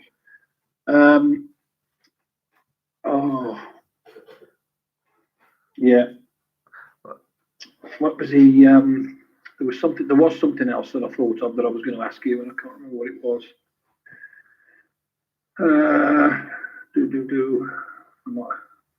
If you can give me a clue, I'll get it again. I'm good at this shit. Yeah, my brain doesn't work like that. It'll be all of a sudden something will just pop into me. Well, here the big thing that was announced on this channel. Now we've been talking about this for before any other channel has picked up on it. This channel was actually the very first channel to actually say that Chris Chibnall and Jodie Whittaker were gone, right? Yeah. And last night in the interview, I actually said to him, and I played devil's advocate last night. You know, and I says to him, what if Series 12 is a huge success? All these old villains that are come back and they pull off this story arc that we've been talking about, but we can't really talk about, but they pull it all off and it's a monumental success. What if BBC convinces Chris Chibnall for a second time to stay? And his response was, no, they're definitely done. So it was confirmed last night from someone that has inside knowledge, that has actually connections with the BBC, have actually told this channel here last night what we have been saying for months, and people have been coming at me saying I'm lying. This channel confirmed last night they're gone Christmas 2020. Like I've said to you before, even without the sort of news that you've been getting, I couldn't see how the BBC had let this run on much longer anyway. I know. I agree with you. I agree. You know, it's you don't lose. I mean, I know people quote then that other series have done badly as well, but you don't lose half your viewers from episode 1 to Resolution and think that that's a success. Especially with it being on a Sunday night. Yeah, exactly.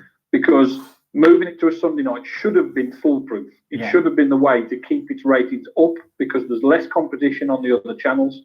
There was less, statistically in the UK anyway, which is where it gets all of its overnight ratings from, or most of its overnight ratings from.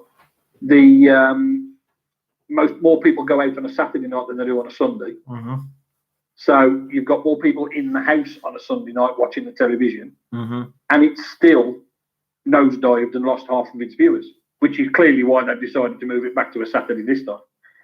But if it does that on a supposedly easier night, when you can get better ratings and you can get people on the seats watching it, then what's going to happen to it when it's back on a Saturday night, struggling in the same sort of slots that Capaldi was getting, unless they're going to give it an amazing slot this time? But I can't see. I mean, it's always on at the same sort of time of year when there's something else that somebody wants to watch. I mean, when they put it on early on in the year, you've always got things like Anton Deck's Saturday Night Takeaway on the other side, and then when they put it later in the year, you've got Strictly Come Dancing that's always on at the same time as not so Strictly Come Dancing, like X Factor and things like that. You know, no matter where you put it, there's always something that is on the other side. And I mean, obviously you've got things on other channels as well. But a lot of people watch. So it gets more of a competition on a Saturday night. So if the amount they lost on Sundays, and now they think it's going to do better moving it back to Saturday because that is its traditional slot. I agree that it should be on a Saturday night. I agree with you. But if it lost that many viewers on a Sunday night, I dread to think what's going to happen to it on a Saturday night. Yeah, and this is the problem though, because again, you're bringing back these old villains in the hope that there's an improvement, and you're basically dragging them down with this era. I kind of do feel uncomfortable with the fact that there is old villains returning.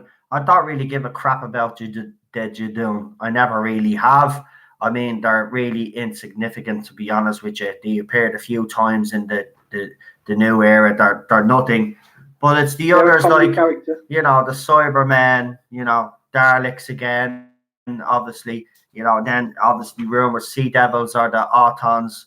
It's definitely one of them. It has to be. It makes with what other information that we have been told to hold on to. And by the way, might I just point out that there are certain newspapers out there that actually have this story right now, but they have been promised an exclusive, so they will not run with this story. Now, one of them might do. So the newspapers I'm going to tell you is to keep an eye out for are the Mirror, the Sunday World, the Sun newspaper, and the Star. Okay, so if the story does break, it will break on those three newspapers. All right. So there's another thing for you out there anyway, just for you to hold on to. So just in case in a couple of weeks' time or a couple of months' time when everything comes out and then the papers break the news that he had this story, then you will know then that, again, I don't have to prove that because last night's interview kind of put everything to bed from all these haters out there that have been attacking this channel, say that I've been lying to my subscribers. Yeah, as everybody knows, Neil has been here with me plenty of times. I have said take the information how you like it, but last night's interview confirmed a lot of things and put the record straight on a lot of other things. So if you haven't seen the interview, I'm going to say it to you again. And Neil, you would recommend that interview to everybody that hasn't seen it? Absolutely. Just because my memory is terrible and I can't remember every single word about it, it is definitely worth a watch. Definitely worth a watch. There you go. And don't put the subtitles on, because if you do, it's quite funny because they obviously the subtitles can't understand an Irish accent. Oh my God, you should see it. I watched one of the videos I did with the subtitles on, and it was so funny. It was hilarious. It was like, am I reading Arabic or something? Right, go ahead. I'm being told off again. I'm being told off. I'm being abused here, people. I'm being told off again. Seriously, man. I missed that. Hashtag me too. Where are yous? I need yous. I'll be criticised for saying that too. Oh, yeah. It's a bit of banter. Get over yourselves. Right. I'll just add that I won't mention names, obviously. Right, go on. Yeah. The YouTuber that you were talking about on your video earlier on and all that sort of stuff. I don't know whether you saw my message I sent you, but I've never looked. Like I've told you before, I only ever watch your streams. I know. And I decided to have a look for the first time tonight after you did that video. Right. There's a couple of his videos, and I'm sorry, he's an absolute idiot. Absolute idiot. So he's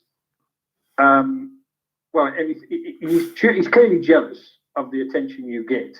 He's clearly jealous of the information you get, and he's basing what he's saying on rumours that were around when Chibnall and Jodie first got the jobs. Mm-hmm. You know, saying the 5-year thing and 3 seasons for her. That was all rumours that were flying around before she'd even filmed an episode. I know, it's recycled information, basically. Yeah. And you know, I'll come out straight and say it because, you know, as I said, I don't care anymore. That's what it is. It's recycled information. As I said, if that's what your channel wants to do, you have every right to do that. But don't come attacking me because I'm actually giving the fans the real scoop here. And that's the bottom line. Yeah. This channel, right, is the only channel. Well, no, actually, there's a second channel because I promoted it. It's Eddie Oscaro's channel, actually. By the way, if anybody wants to support Eddie Oscaro's YouTube channel, it's called Doctor. Right? I'll get Cheryl to write that in the chat there. Doctor. Write that in the chat first, please, love. Thank you. Does he do the same as you and do sort of? Well, no, he's only got the one video up at the moment. See, he's not like me. He's willing to come on people's stuff and talk about what he knows. But he did the one video himself. He doesn't like doing videos as such, but he does be on Outpost Scaro. I think that's his baby as well. He runs that with a couple of other people. And he's also that one's been going a while. I think, Outpost Scarrow's around years, I think now at this stage. They're in the fandom a long time. Look, he's interviewed, as he said right at the end. His book is called. What is his book called? He's actually supposed to be. Yeah, it says it in the interview. Have a look. He's actually sending me a copy of that book. So I'm looking forward to that. But I know he reeled off quite a list of names of people he's interviewed. Paul, apparently, I think it was Paul in the chat has his book, or it was Gary, one of them has his book. So I mean, they know who he is now.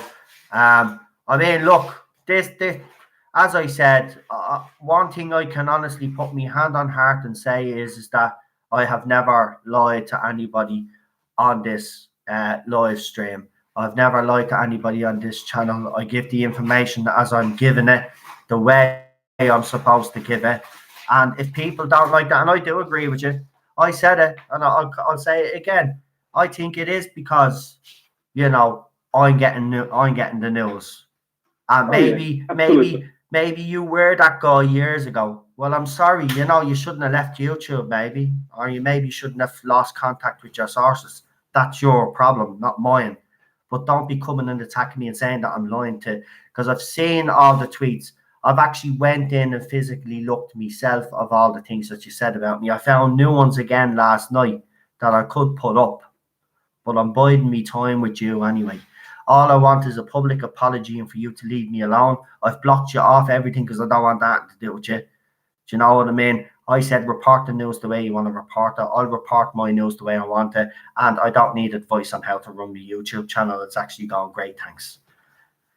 Now, and if you did your video, just the one you put on earlier on, has got more likes in 10 minutes than his has had in 24 hours. So, and he's got, way more dislikes. But here's the thing. He says I'm making it a competition. I've never made it a competition. All I've said is if you're right, you're right. If I'm wrong, I'm wrong. But we'll see.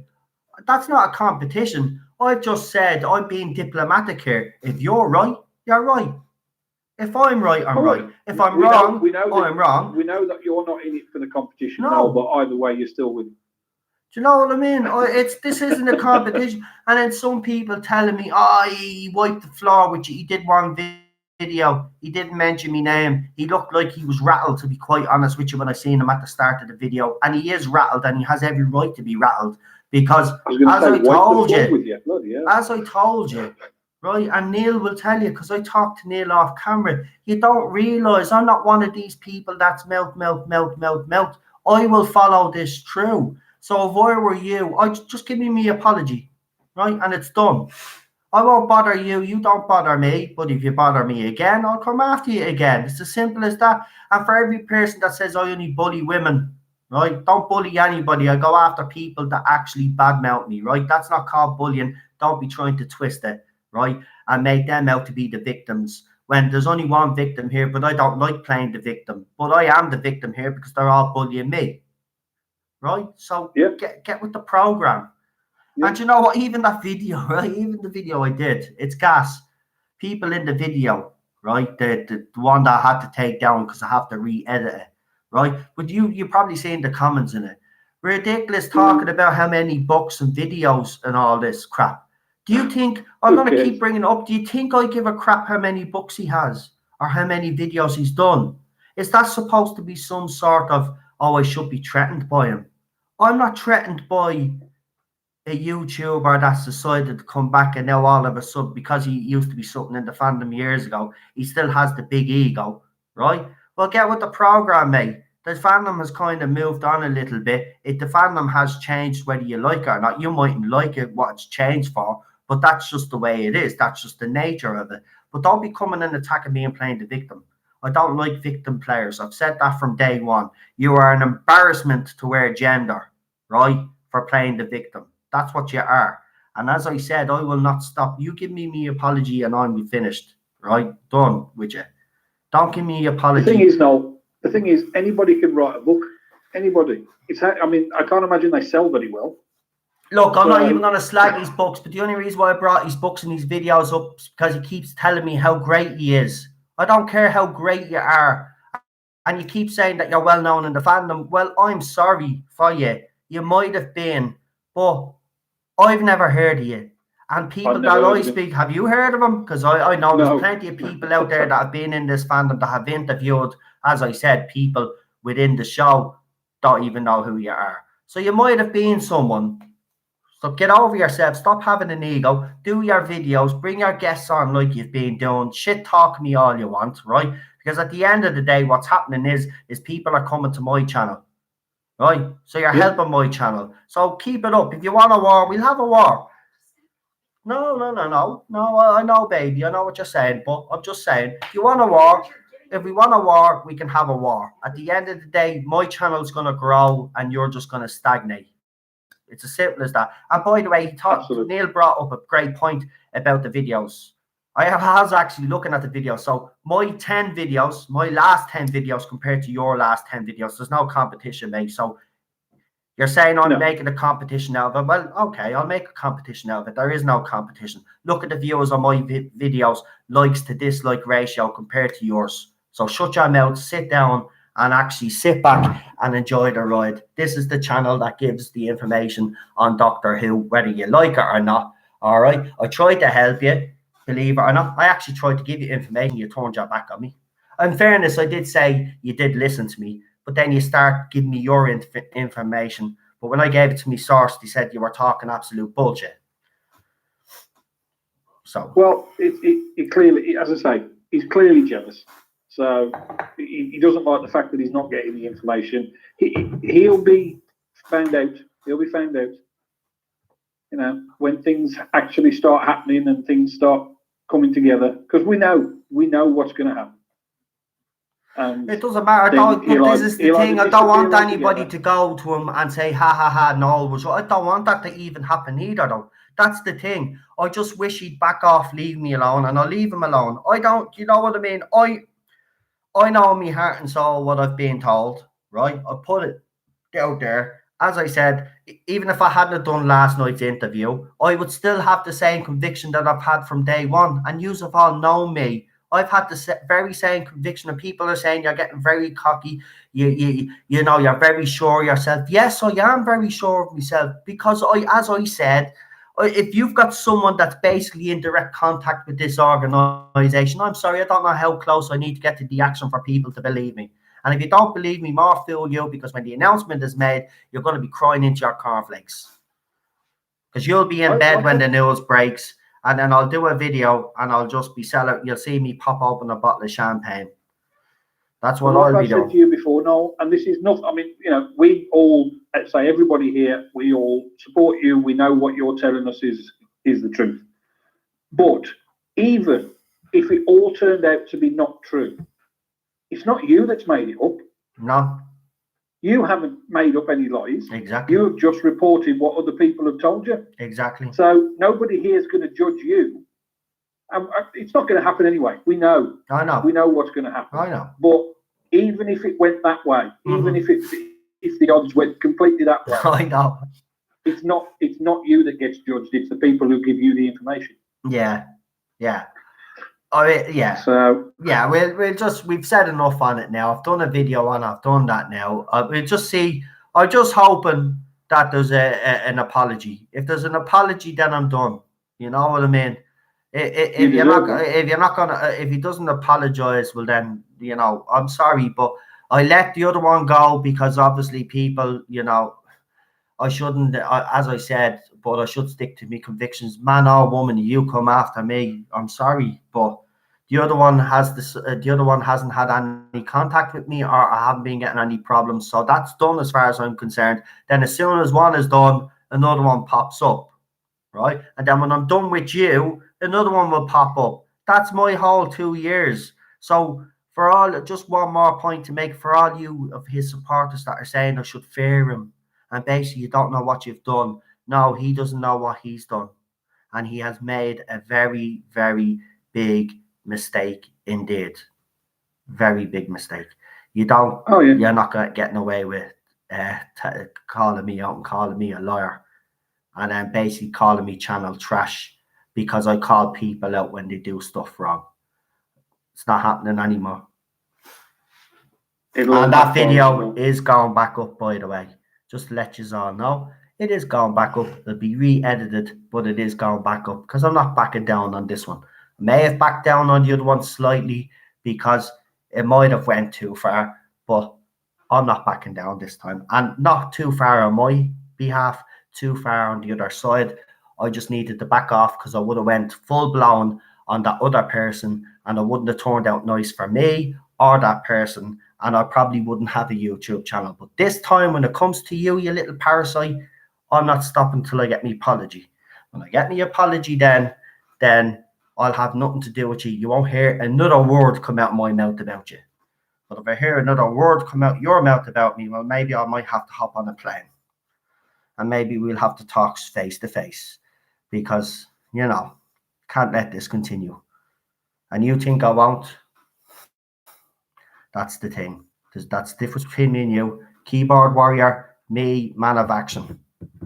And you want to try me? Well, you've hit the nail on the head. That's what they are, the keyboard warriors. Yeah. Right, listen, let's forget about that. Let's get, is there anything else, if you can't think of anything else there was in the interview that you wanted to talk about? Is there anything else in general you want to talk about?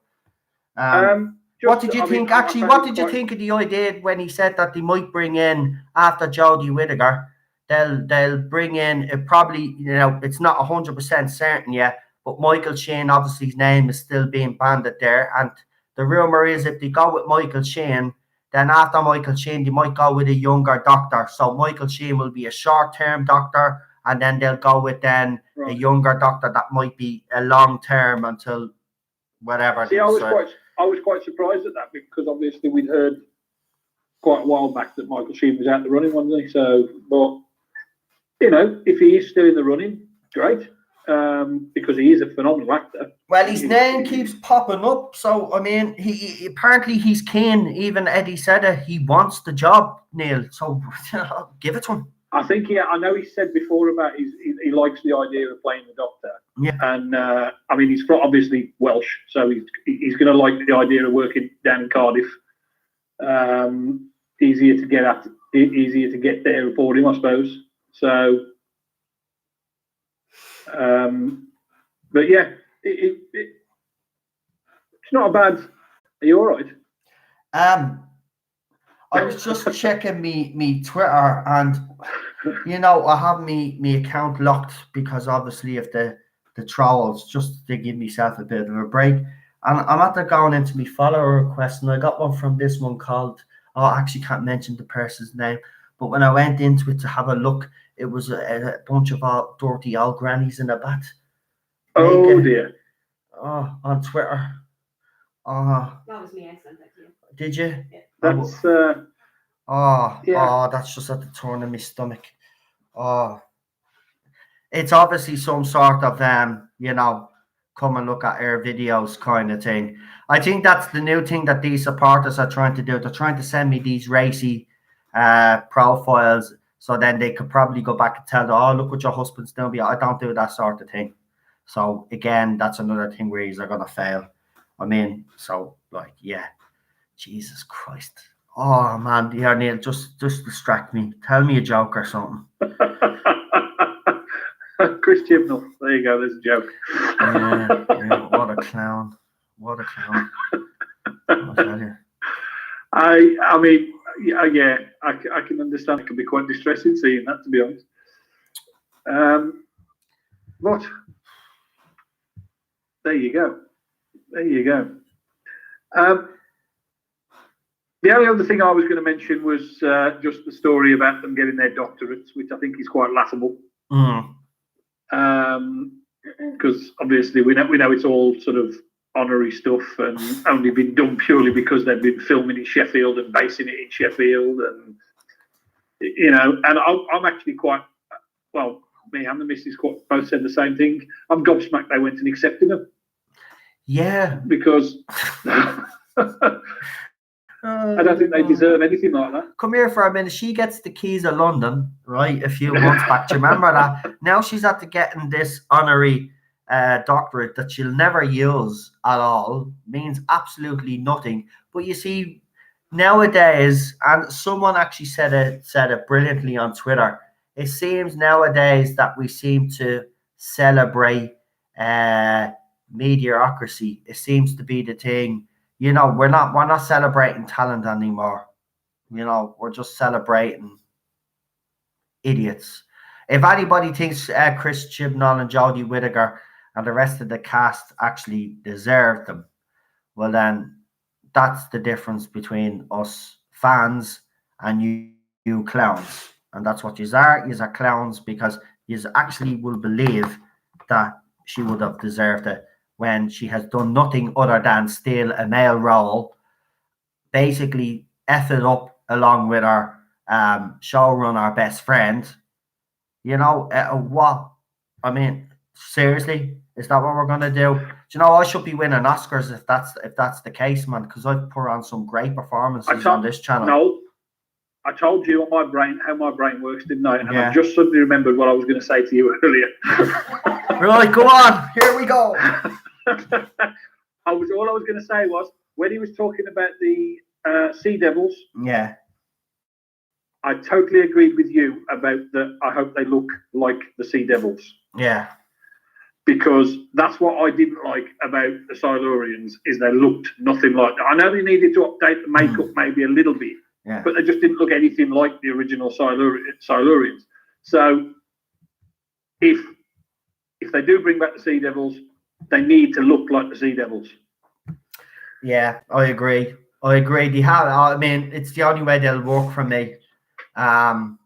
Obviously, they'd have to update the old costumes and stuff like that. Cause the costumes won't work today, but you have to keep the head and the exactly. Look, I think we've always said on it. I don't give a shit if the special effects are ropey. Look at Dave. Look at Christopher Eccleston's fourth season. Look at Rose Rose in particular. That has aged very badly, right? Very badly. Even the Unquiet Dead, the explosion at the house, very badly, right? It's dated very badly, but it makes it better because that's what Doctor Who is known for. I don't give a shit if there's shaky sets, right? Or the special effects look shit. Just concentrate on the bleeding story for a change, will you? Just produce good, decent fucking sci-fi so we can sit down and be enthralled.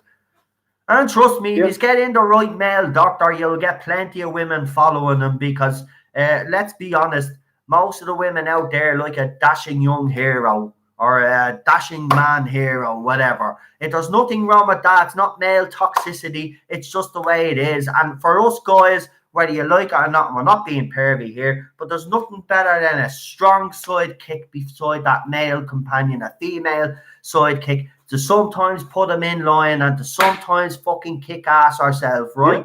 You ruin that whole dynamic when you bring it. That's why Yaz's character, Eddie made that point actually last night, and that was one of the best points he made. When you bring, that's why Yaz doesn't work, because you're supposed to have a strong female doctor. You've got the other two strong male ones. Exactly. And then if you give Yaz any sort of characterization, well then you're defeating the purpose of a female doctor. Because you're weakening the doctor. Having the three companions is always been proved too many anyway. I mean, it wasn't long before they had to get rid of Adric back in Davison's time because of the overcrowded Tardis. They've done documentaries on it called The Overcrowded Tardis. Yeah.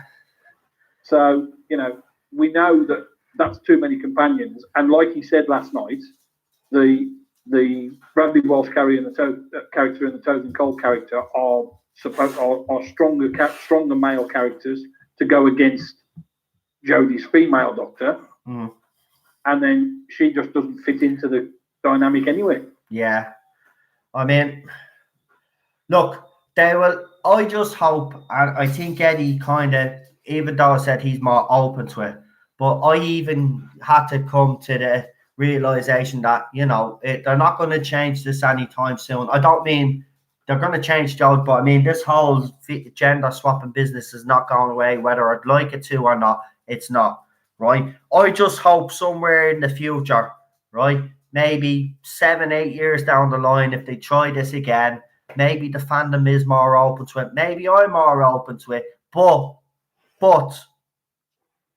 that it's done right this time. The lead actress must remember when she comes in that there's going to be fans out there that are going to have a problem with her. Her job is to put that fandom at ease. Here's a question, actually. Has Jodie Whittaker put this fandom at ease? No, absolutely not. Exactly. Right?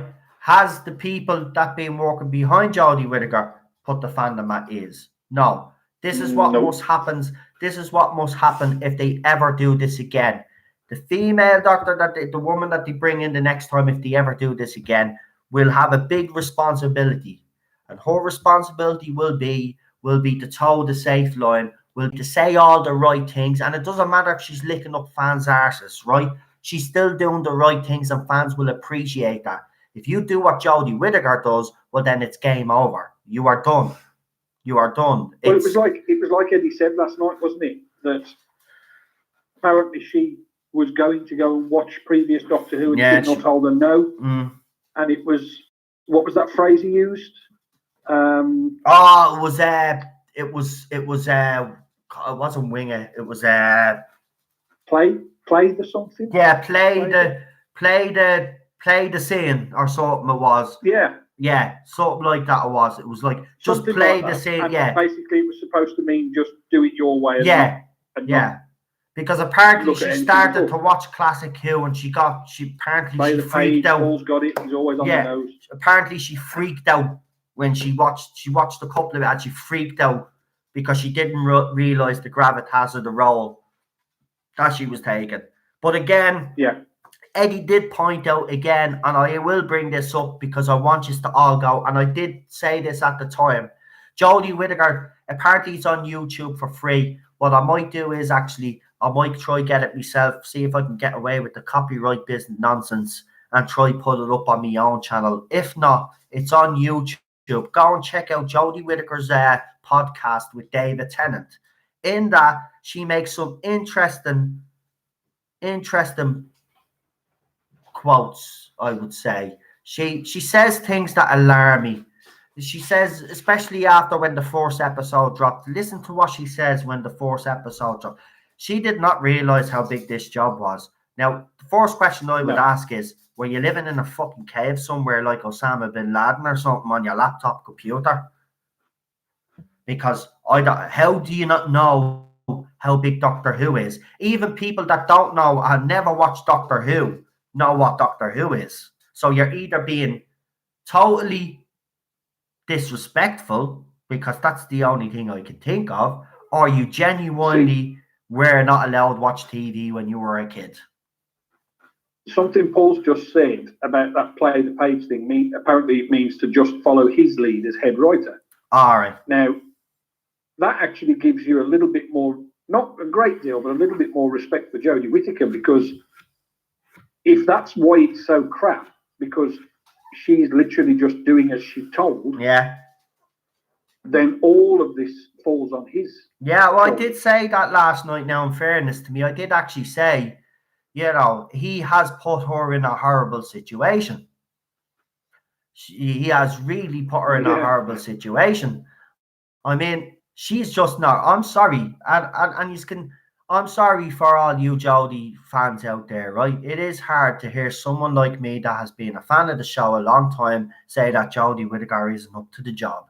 But unfortunately, she's not. And I'm sorry, I'm not going to sit here and pretend that she is, right? But I will say one thing. She has been very, very shortchanged by her so-called best friend, right? In Chris Chibnall. He has let her down big time, big time. And for that, that should be unforgivable in her eyes. He has basically left her to take she won't get the blame though, because we know who'll get the blame in this fandom for the downfall of this era. The blame should be firmly on Chris Chibnall and others, but it'll be this side of the fandom that will be blamed for bringing it down. Oh, it's your fault. You didn't watch it. It's your fault. You always criticise the doctor. You wouldn't accept the female doctor. Blah blah blah. No, it was down to the fact that the writing was bad and boring, and that the lead was way out of her league. Too many companions in the TARDIS. The dynamic is all wrong. And that's why, again, we'll bring it back. That's why Yaz didn't work as a character, because you can't have two strong females in the TARDIS, I think, at the same time, especially if one of them is the Doctor. Well, yeah, I was going to say, if one of them's the lead, then no. Yeah, because we have had strong women in the TARDIS before. Nessa and the like, and what's her name? I keep forgetting the other one. Nessa and what's Tegan? Yeah, because they were in the TARDIS together, weren't they, at some stage? Yeah, Tegan. Yeah, Tegan annoyed the hell out of me. Yeah.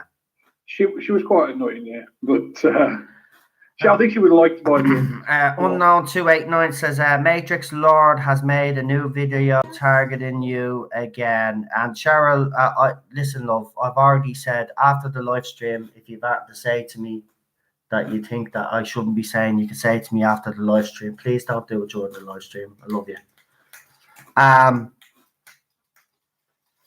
Yeah, well, I'm not surprised. Well, then, as I said, if he was going to target me again, I wasn't going to back down. So he will receive a couple of responses over the next couple of days. I'm just not going to bother me arse tonight, because I've got better things to be done. If that's how, look, I know exactly what he's doing, and I am playing into his hands right now.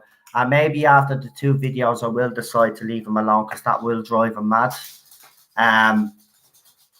What you call it? Yeah, silence. The silence will drive him mad. Yeah, I think he's only attacking me because his channel will actually come to life. It's the only reason. I mean, I don't know how his views of his last couple of videos have gone, but as Neil has said, some of them are struggling. So I mean, he's no threat to me. He can't go on for much longer. He can't go on for much longer because. Well, he can't go on much longer with this campaign, because if he does, I'm sorry, I'll just utterly destroy it.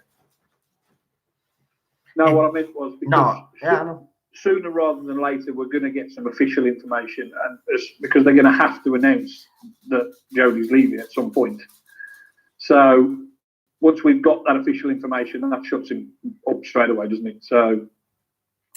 Yeah, but you see, I didn't want it to come to this, and I actually didn't. But I mean, as I said, in Ireland, if someone comes after you, you can only bite your tongue for so long, and then you have to come out and nip this in the bud, and that's what I'm doing. And if people still think I'm doing the wrong thing, I'm sorry, but this has to be nipped in the bud, because there's people actually out there that are starting to believe him. You see. And it's not only on, nobody's believing him on YouTube because his videos don't get much views, but it's on Twitter is where he's doing the most damage, because I've seen the tweets that he's putting up. He's basically going around and telling everybody that I'm lying, and he thinks I'm going to let him away with that. And then he twists it and then says, no, I'm the one that's discrediting, but he's the one that's doing it all.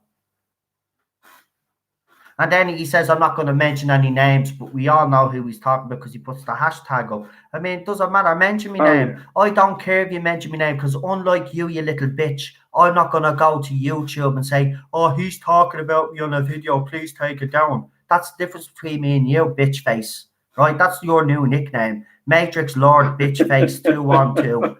Right? That's your new nickname. Yeah? Told you not to call you. I tell you, mate, you've really done it this time. Right, anyway, let's get back to the... I have to bring on one more caller, but I'll keep you on for another 50. No, I'll bring you on. I'll leave you on for another 10 minutes, and then I'll bring Paul on then until I finish the stream.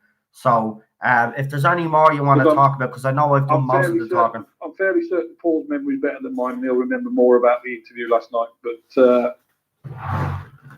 he's like an encyclopedia. Paul is.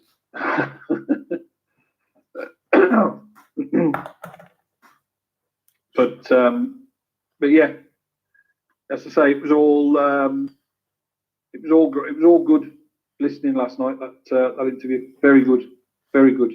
Yeah. Apart from maybe your chats with Daniel, it was definitely the best one you've done. Yeah, I love me chats with Daniel, I have to say. But yeah, he was a great guy. He's got all the sonic screwdrivers out. I've got me screwdriver now, and it's a screwdriver. Doesn't look like a dildo. I think I've got that one somewhere. Is Yeah. that the one that was the cap comes off the end and it's a pen? Yeah, that's the one. There you go. I've got that one somewhere. Yeah. Turn that frown upside down. That's what I say to everybody. Turn the frown upside down. Some of you won't be able to turn that frown upside down. Because once you I absolutely agree with what Paul's just said. Tom Baker's screwdriver is my favourite as well. But nobody will ever buy me one. Every time there's ever one in the shops, they won't buy me one. No. I always want Tom Baker's scarf as well. Yeah, I wouldn't mind Tom Baker's scarf either. I know they've sold the new one out and people are complaining about. As I said, it's just a bleeding scarf. Like, you know, I personally wouldn't buy it myself, but it's just a scarf. But again, it's the merchandise seems to leave people wanting a lot. There's not much for people to get excited about. I just love the story behind that scarf for Tom Baker's because they took the wool to that woman, didn't they? And they just said, knit a scarf. They didn't expect her to use all the wool and knit a multicoloured scarf. They expected her to choose a colour and knit a scarf. Yeah, and then Tom apparently loved it so much and then said leave it because they were going to get her to do it again or something. And she was like, yeah. Oh, that, 70 pounds for an 18-foot Tom Baker for Dr. Scarf. There you go, 70 pounds for one. Bit expensive now. And I keep dropping hints to the missus, but she hasn't bought me one yet. So do you know what I do? Do you know what you should do, man? Just find some old granny that you know that knits and say, listen, show her the picture of the scarf and say, if you can knit me one of them, I'll give you £30. Done. Apparently you can get the knitting pattern off the internet. Well then there you go. I don't know if your Mrs. knits. My man knits. But if you had someone that you know in the family that knits, so you could say, here's a couple of quid, knit me this scarf. Now it has to be 18 foot. Oh yes, it has to be the right length, and you have to be able to wrap it around your neck sort of 4 times or whatever it is. And I didn't like the second one that they came up with, the purple one, but it has to be the original one from Robot onwards. Yeah, I like Tom Baker's scarf. Yeah, I like Tom Baker's costume actually. Most of them. I mean, the last one he wore, even Tom Baker didn't like it. But I think my favourite one is probably the one around the sort of the grey long coat he wore, and the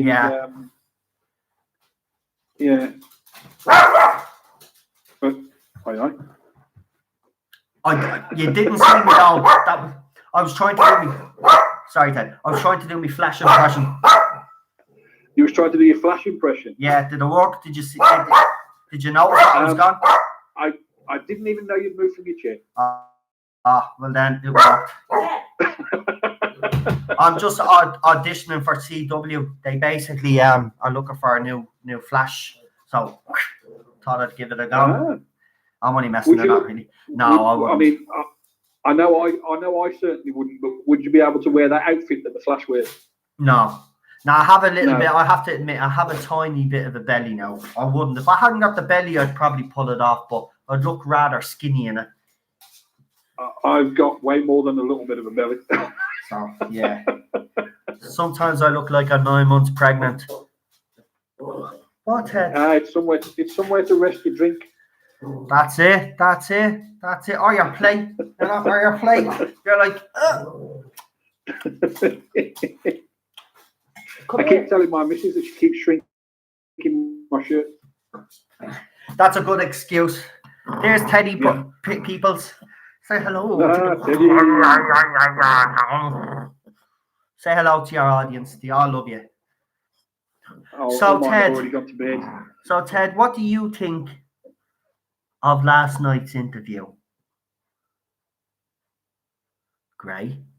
And what are your hopes for Series 12 Doctor Who? Actually, and I'll put that question to you because I put that question to Eddie. He thinks nothing much is going to change, but he did say, like we spoke about, obviously there is a bit of information that we are holding on to because we've been asked to, even though the newspapers have it and could drop it at any time.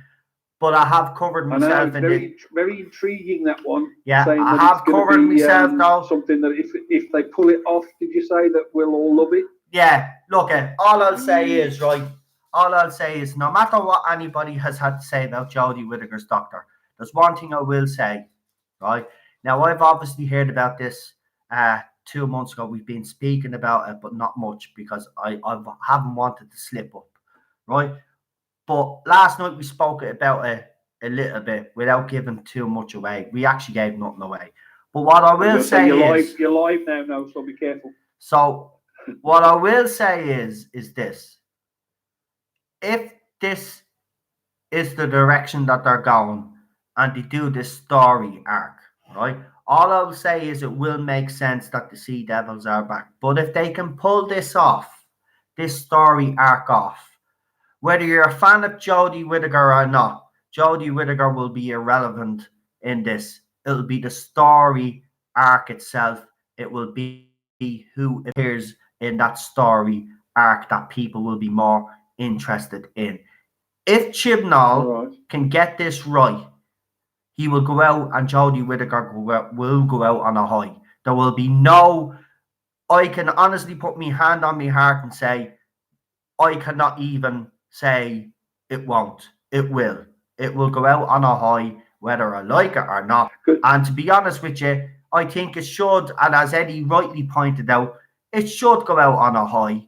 And hopefully it does. Because let's be honest, yes, we don't like Jodie Whittaker as the Doctor. The writing has been weak. But if the writing does improve, they pull this off, I think fans will be happy. They'll still want her to go, obviously. She's still going anyway. It doesn't matter. That's why I asked them that question. If they do pull this off, is there a chance that BBC could make him stay for a second time? Yeah, and he said no. He's done. He's done. He wants done himself. He's done. And Jodie said if he was walking, he was going to go. Well, sorry. If he was going to go, she was going to go. And that's exactly what's happened. He wants to leave, so she's gone. She's not hanging around. And it's... Eddie even pointed out last night, it's highly unlikely for companions to stay on after a Doctor has regenerated. It does happen, but Rose stayed for 2 series only. He did make the point that companions normally only stay about 2 or 3 seasons before they're gone. So this will be Manny Bradley and Tolson Cole's second series. So they won't be sticking around either. And by the way, that article that I did put up about the contracts being up for renewal at the end of October is true. The contracts are up for renewal. That doesn't mean that they're actually going to be. And those people that have been talking about a 5-year plan, well, 5-year plan has been thrown out the window. The contracts have been ripped up. Contracts mean nothing nowadays, especially if you watch football, and Neil will back me up on this. Footballers sign contracts all the time. They could sign Paul Pogba, for example, with Manchester United. Signed a youth contract and he's about to sign another one. But he could go to Real Madrid next year.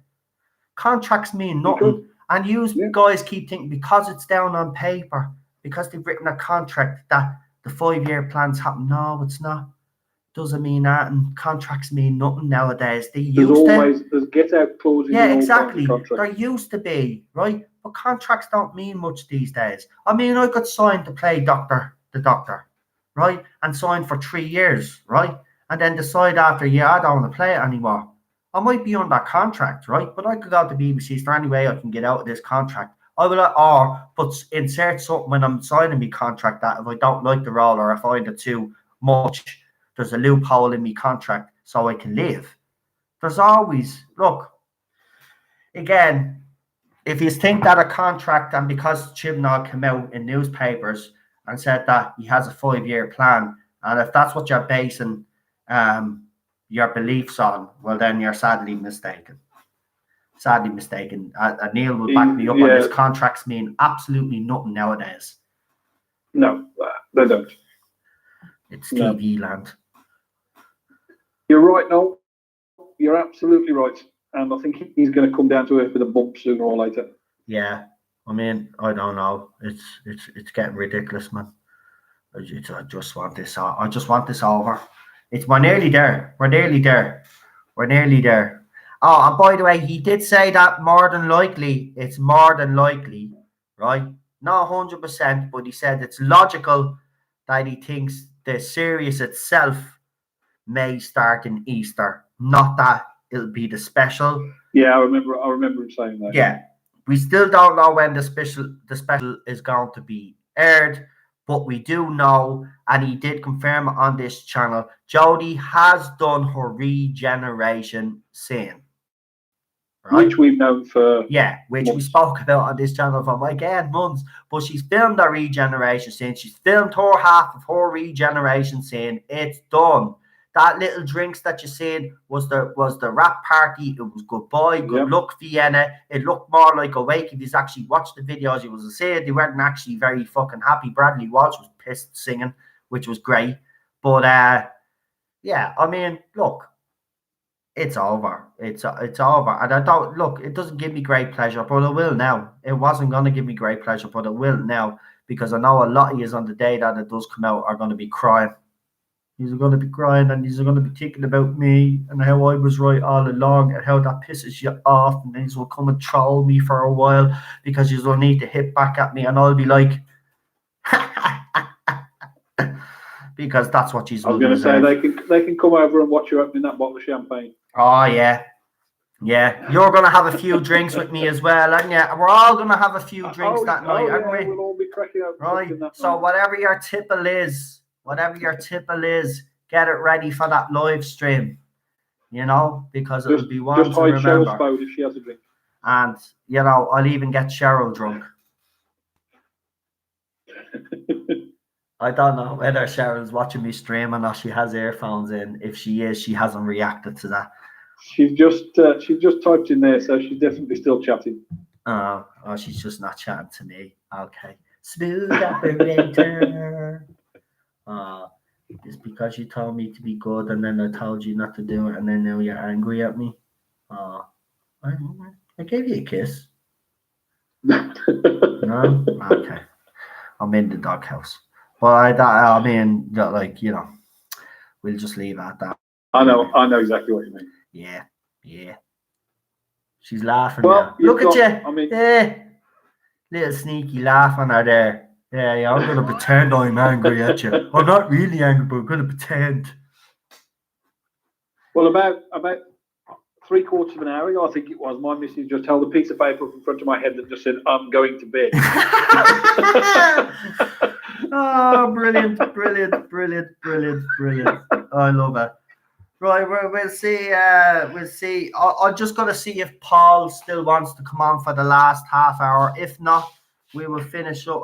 There he is there. So, Paul, if you want to come on for the last half hour, let me know, and we'll bring you on. We still have a couple of minutes to go there, Neil. He was supposed to come on, but there was a bit of a technical difficulty, I think. So, I just realised what I wrote there. I'm an idiot. You know what? These phones just drive me mad. Listen, Buck, thanks for coming on. No worries. Oh, by the way, the Halloween stream's been obviously pushed till Sunday, unless some Doctor Who news, which I doubt, but if there's any Doctor Who news, then obviously that will overtake. But we have the Halloween stream on Sunday. Right. Might come out and get an old Halloween mask or something. You got to turn your lights off again and have your flicker. Yeah, why not? Just do something for the laugh, Make it more interesting. Yeah, but listen, thanks for coming on. I know you didn't get to really talk that much. Well, we kind of do, but when we have a Well, I was gonna conversation, we say- kind of, you know, we You know, know what we're like. I do get to say something. I know. Just, You know what I'm like. having to find little gaps to jump in. That's all. Yeah, it's grand. Sure, I'll make it up to you anyway. The next call you'll come on, I'll just put. By the way, don't be surprised if you come on Sunday stream and I have sellotape around my mouth. Because Cheryl will probably get the duct tape before we start and wrap it around. Then Cheryl's got to do the talking. Oh yeah, but she can leave me in on front of the screen. She could be sitting there, and I'll be just like this, and she'll be like, "Welcome to the Tardis official YouTube channel. And this is your host Cheryl, and I'm taking over for the night. As you can see, my husband, yes, he's got some sellotape over his mouth." Yeah, seriously, I'm gonna sleep with one eye open tonight. Nah, my wife loves me just like I love. She's just informing people in the stream that she's playing calming music through those headphones. Ah, that's what it is. That's why she's making faces at me. I thought because she probably thinks I'm being weird. All right, I get it now. I get it. Right. Well, she didn't inform me that she was listening to calming music. Was my voice really that terrible? Oh, okay. I'm spreading the news. I'm leaving today. Jodie is gone from Doctor Who. Hooray, hooray. We're going to be singing loads of songs. We're going to be singing. And she is gone, Rob. And for the first time, I can honestly say 100%. You heard it here last night in the interview. It was 100% confirmed.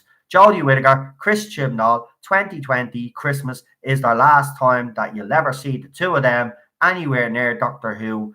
Obviously, then there is that 60th coming up. It'll still be debatable whether she's going to be part of it or not. I reckon she is going to be part of it. I do know they're in talks with Christopher Eccleston to try to get him on board. But with all the bitching that he's been doing lately, I don't know if I really want him in it now, to be quite honest with you, because he just keeps bitching all the time. He's becoming an embarrassment. He seems to be doing a lot of talking at the minute. Look, you know what? All these blokes that are coming and saying that I'm doing this, that, and the other to them, playing the victim. All these other women then that attack me that are playing the victim. Do you know what? You all need to stop with your victim mentality and actually own up to the shit that you are saying. Simple as that. And do you know how good these two incidents could have been sorted out like that if I had got an apology off both. But an apology wasn't forthcoming and decided to have another dig. Now, I'm not even going to bother watching your latest video about me, because I honestly I don't actually give two flying fucks, to be honest with you. You're only doing it to get attention. Actually, that's what you are doing. You're only doing it to get attention, not me, because when I give you attention, then your channel all of a sudden starts waking up again. And we're going to leave your channel dead. You know? Because that's the power I have in this fandom right now, at the moment. Right? Jodie Whittaker's song, top 20 of iTunes. My doing. Yeah? Why was it my doing? I put up a video that pissed them all off. And guess what? Do you want to know how that's the influence I have in this fandom right now? Yes, I'm a small YouTube channel. But right now, if you go on to Twitter, right? Anywhere on Facebook, you will see that there's people talking about this channel, whether it's shit talking it, whether it's people defending it, it's whether videos I've done. They're all talking about my channels. Nobody talking about your channel. The only time they're talking about your channel is in relation to my channel, because you haven't let it go. And that's the reason why you're doing it. You have no news of substance. And yes, I will say it this time. Now I am going to discredit you, because you've come out, you've lied about me. I actually have proved last night, which I didn't need to prove anyway, but I proved last night that the information that I'm getting is true. Everything that you've been getting, I've been told you're being led up the garden path, if you're even getting information off people, or whether you're just thinking you're clever by reading articles from a couple of months back and thinking that people forget. The thing that you actually probably don't realize is that fans like like to do research, and I have my own couple of researchers, even in unofficial, believe it or not. But I have people that send me stuff all the time. They dig up old articles, they dig up, pieces of information that I'm looking for. You know what I mean? Sometimes I don't even have to do it myself. I get people do it for me, right? That's And how that's much. And this is not me bragging, by the That's way. what gets to This is not me bragging. This is me telling facts. Right now, I have influence within this fandom. You have zero. Give me He me knows apology. it. Just He give me knows me it. just give me apology. Yeah, I heard you went after me again, but I'm not even going to pay attention. But I will be re-uploading that video because you're still not getting away with it. I want people to see what you said, because you play like it still baffles me, Neil, how people can see what I put up that he has said about me, but yeah, I'm the one that's wrong. It was the same with the other one, which we won't mention names, but it was the same with the other one. I actually put up with proof of the abuse, but yeah, I was the one that was in the wrong. I'm the one that should, apologize. I don't know. Did I wake up in an alternate reality? Because I believe they don't live on this planet. No. I believe that if you do wrong, you should put your hands up. And remember one thing, and Daniel even said it at the start, and you've said it as well. I have always said, right, source is fine now, everything is going fine now. But if the main piece of the information that Jodie Whittaker and Chris Chibnall, and that turns out that isn't true, right? I've said it. I'll own that, and I'll put my hand up and say, okay, even though I was given the information, I did say I'd apologise. Even though I don't even have to apologise, I will, because I feel bad, because I know that this channel has gotten people's hopes up, right, with the news that I give. I do know that. I know I am responsible, right, with how fans feel in this fandom right now, right? And that is a huge responsibility, and I take it seriously. That's why when someone comes and calls me a liar, I refute it, because I wouldn't like to be lied to in this fandom. Certainly wouldn't. No way.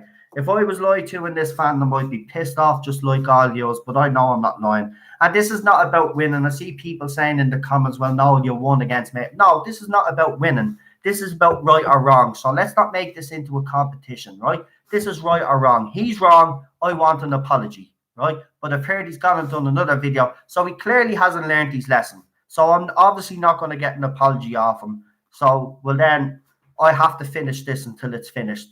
And no matter how far this goes, I'm going to go where it goes, right? If he wants a battle, he's got one. But he picked on the wrong YouTuber. That's all I'll say. Like I said to you earlier, he's clearly jealous. Yeah.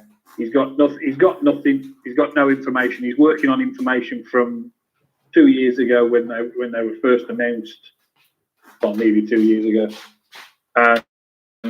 And they said that they'd got that he got the 5-year plan, which clearly didn't work. The 5-year plan just went out the window. So yeah. And Teddy's back. There he is. Guess who's back? Oh, hold on. Sorry, I didn't mean to put my finger on the camera. I just want to move it down so you can actually see him properly. Guess who's back? Back again. Teddy's back. Tell your friends. Guess who's back? Guess who's back? Guess who's back? Guess who's back? Na na na na na na na na na na na na na na na na na na na. You singing a song for everybody? I created a monster because nobody wants to see me daddy no more. They want to see me. Yay! No? You don't like that? He's looking at me real strange. Look at him. I don't know. What's daddy? He's giving you that sort of side eye look. Yeah. Like, what's daddy doing? What's daddy doing? Right, we say goodnight to Neil, will we? We say goodnight to Neil and we bring him home. Teddy. Say goodnight. Night. Right, listen, you come on again. You coming on again Sunday? Come on again Sunday for me, won't you? I'll bring you on. I'm gonna bring Problem Being on first because obviously I was supposed to bring him on, but he didn't see the whole interview. So I'll bring him on first, and then I'll bring you on second on Sunday because I know you do the school run and stuff like that. So yeah, not too late for me on school. No, I won't. So you'll be on and all before 11. Sunday. Sorry, Cheryl just pointed out that sometimes I might be able to share my thoughts. But to be honest, it's fine. It's absolutely fine. Thanks very much, Mrs. The missus taking a go at me. I'm sorry, sometimes I do kind of, I don't mean it. Right, listen, I'm going to bring Paul on. Right, Neil. Okay. Night, buddy. Night. Say good Good night night, to Neil. everybody. Say good night to Neil, Ted. No. Did you growl at Neil? Neil talks to us on the phone all the time and he showed you his doggy. And that's how you respect him?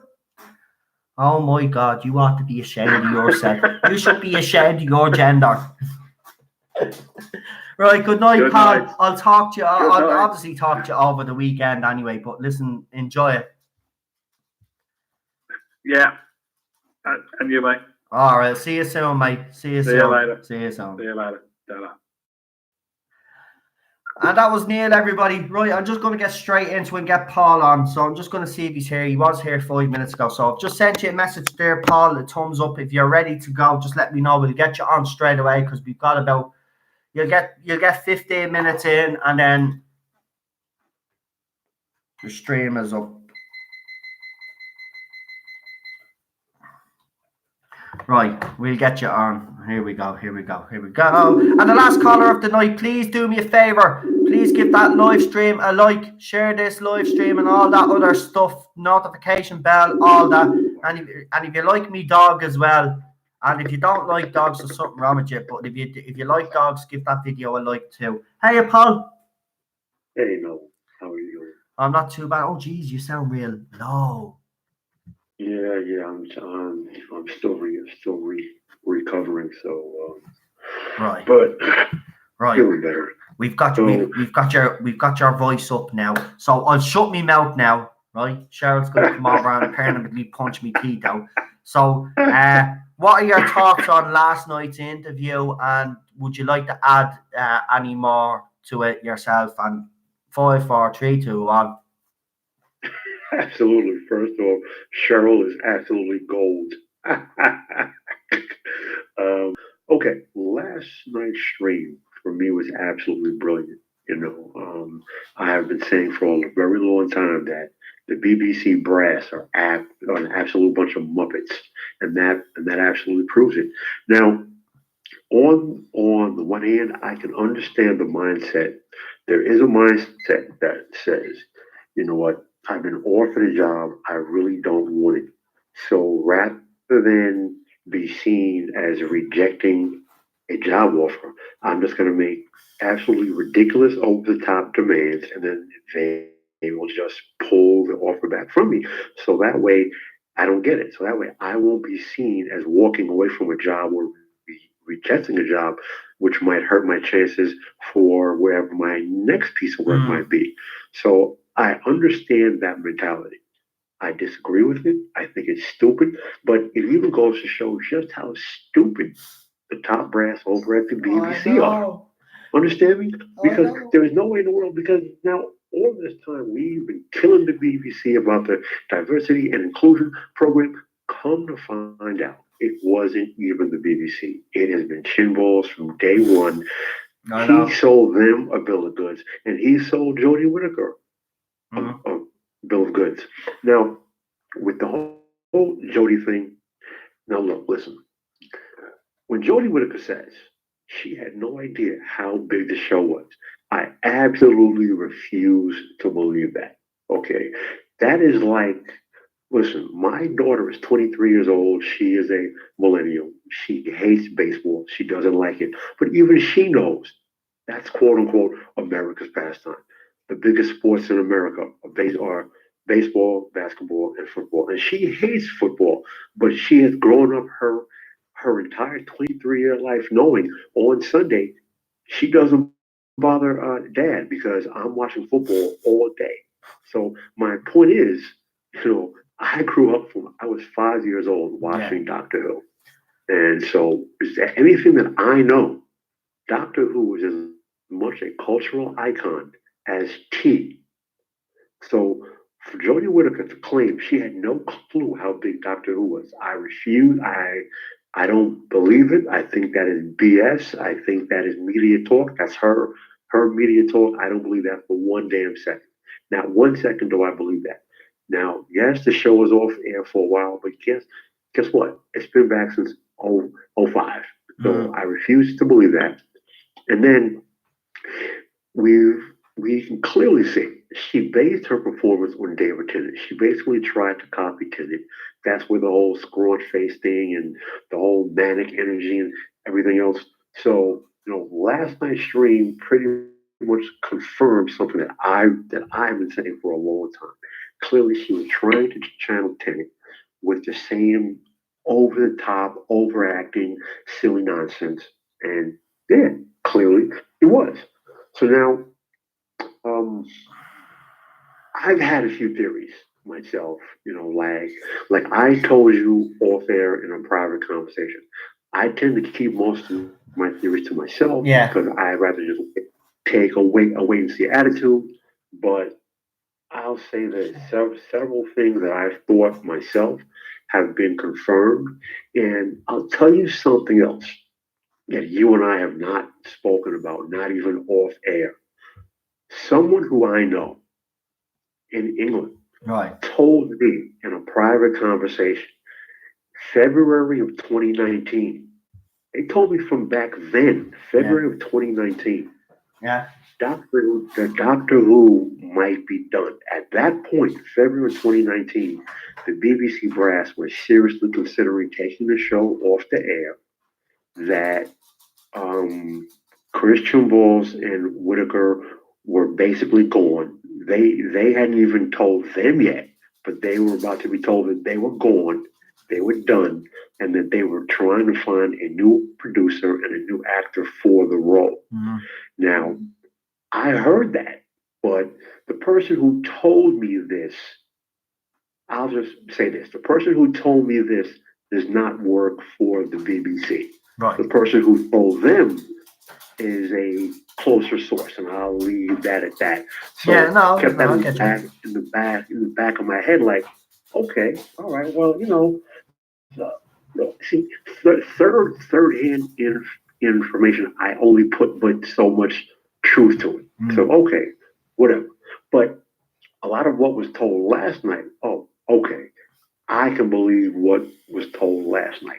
That to me, it sounds completely on the money, 100%. You know, um, I did not like Series 11. I absolutely refuse to watch Series 12. You know, I will listen to my reviews that you make. I'll watch your reviews, but I absolutely positively refuse to watch Series 12. Not, I can't do it. It is painful to watch. I cannot sit through any more of that filth. I don't care how much they tweak it. I don't care how much they change it. Um, there's hopefulness. There's some hopefulness that there are some things that might go right, that could go right. Like when they say about that 5-story arc and a major spoiler about casting, and they're going to tone down Jodie's performance. But see, here's the thing: Jodie is not a good actor. She's not a good actor at all. Okay, and when Eddie said that Kimball's made an over the top request, he did not get his mind think that the BBC would go for a I female know. lead actor as the Doctor. So it's only my personal theory. He was like, "Oh crap! Now I have to find a female actor." So he went to the closest, Yeah. I said that. professionally speaking, the Yeah. closest actor that he could get his hands on, who happened to be Jodie Whittaker. Whittaker. Right. And then he told her, you know what? Listen, just play the page. Yeah. Which basically That's means what it was. Play follow the my lead. page. Yeah. So play the page means follow my lead. Just play it the way that I write it. Don't do any research. Don't do any acting. Don't do any creativity. Don't do any improvisation. Just play it the way that I write it on the page. That's what's called play the page. So I think that he used her because he backed himself into a corner. Okay, let me just find a female actor, and then okay, just play the page. Because if you think about it, look back at Series 11. Doesn't it look like he was winging it as he went along? Yeah, he Because was. you can, right? Because you cannot tell me, you cannot tell me that he was serious with the Tooth Fairy monster, or with Rosa, or with Demons of the Punjab, or with he was winging the entire time. But here's what annoys me though, right? Okay, Right. so Whittaker so Chibnall tells her to do that, right? Just play the page, right? Fair enough. Fair enough. But surely to God as an actress, right? And to supposed to be this talented actress, right? And supposed to be this goddamn fucking feminist.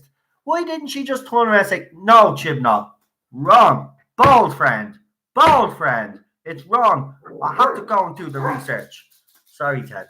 I have to go and do the research because it's not going to work if I wing it. Because it hasn't worked.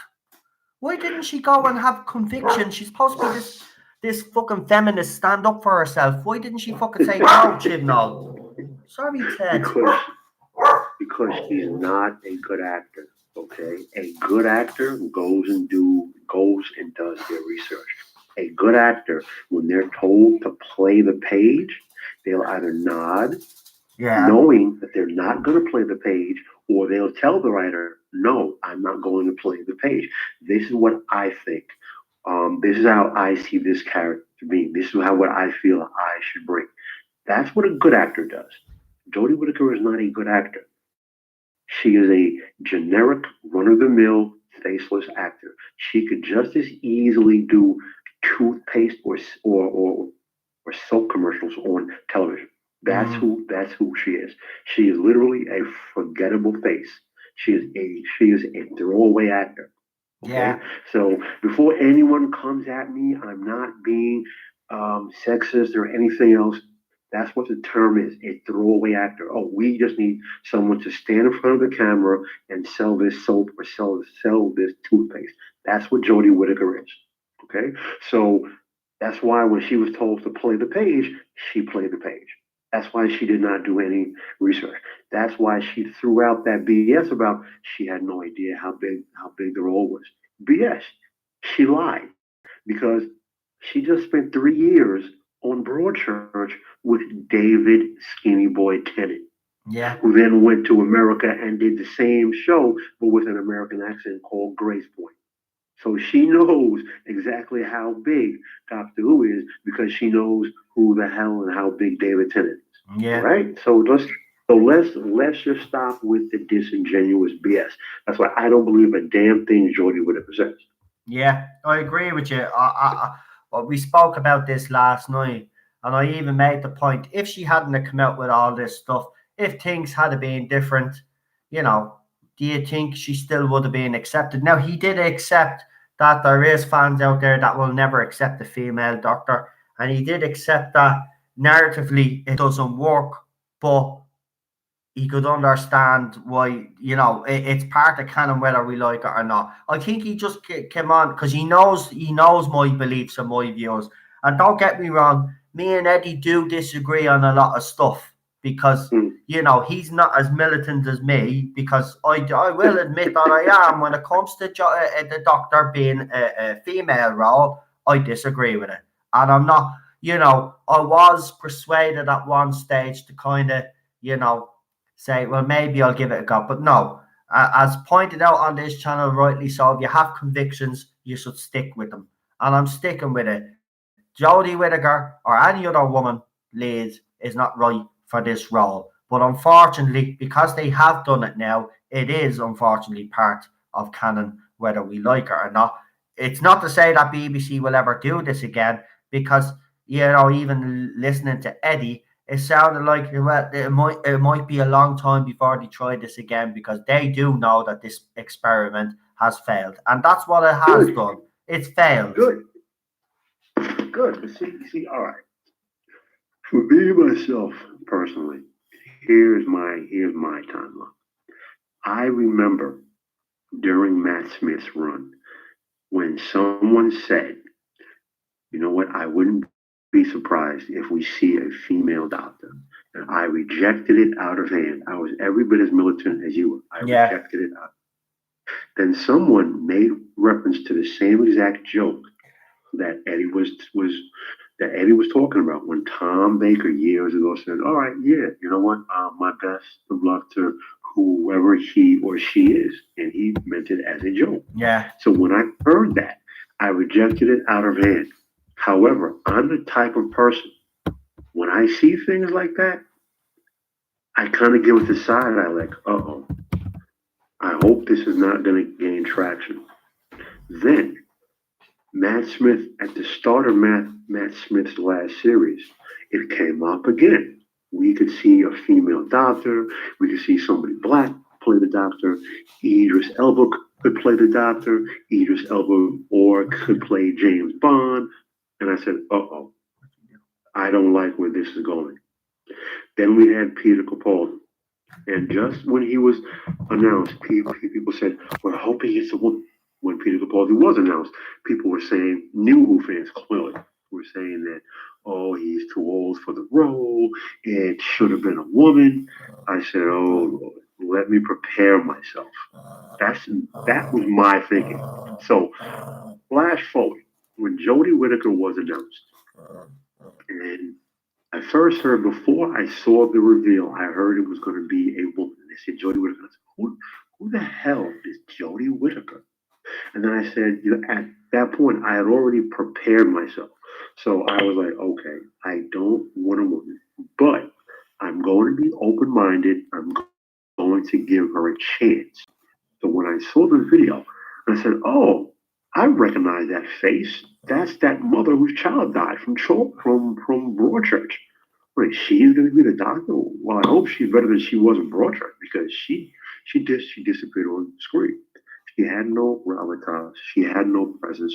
She does not have the acting chops needed to play the role. So I say all that to say I'm not as militant as you are now about it. I was at the beginning, but I feel the same way that I feel about Michelle Gomez playing Missy. She is a brilliant actor, absolutely brilliant.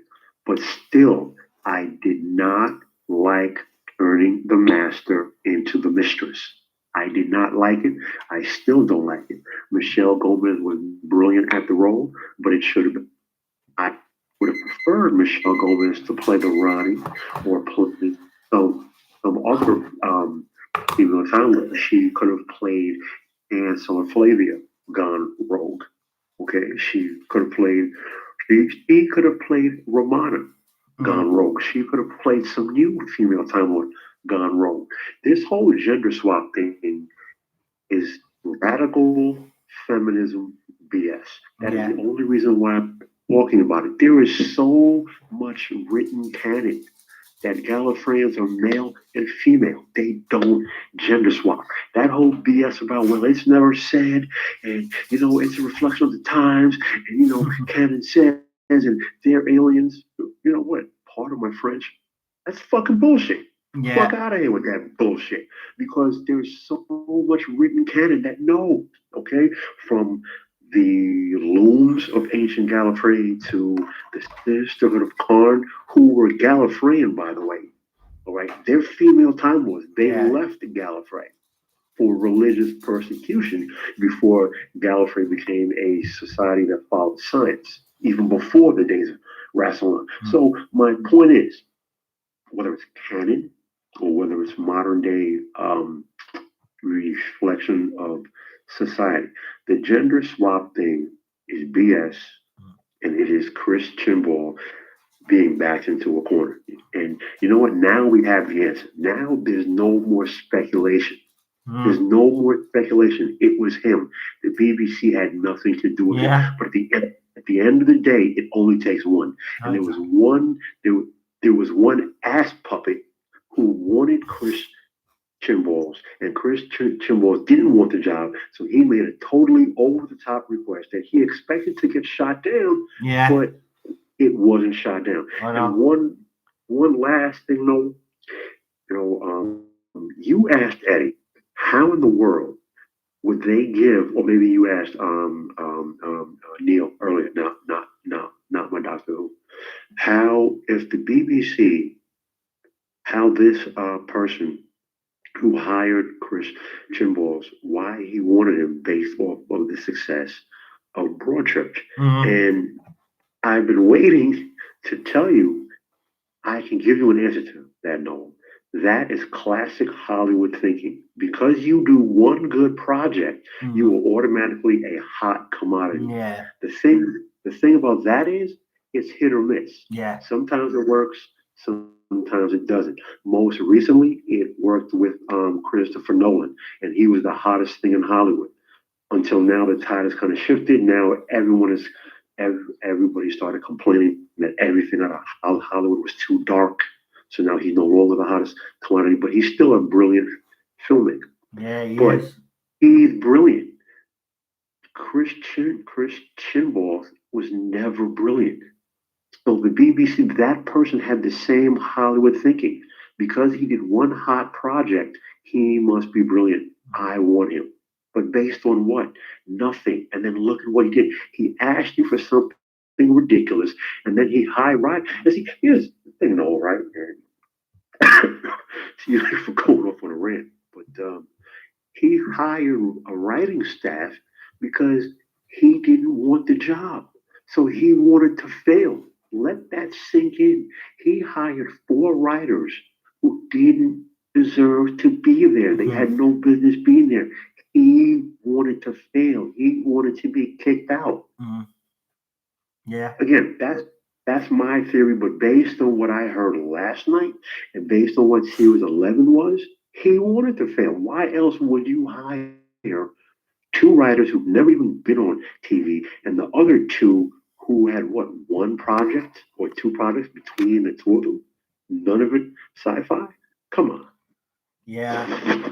I agree. I mean, just remember this, folks, and I'll end with this, but just remember this, folks. Chris Chibnall got this job because he bluffed the BBC. He basically made these outrageous demands.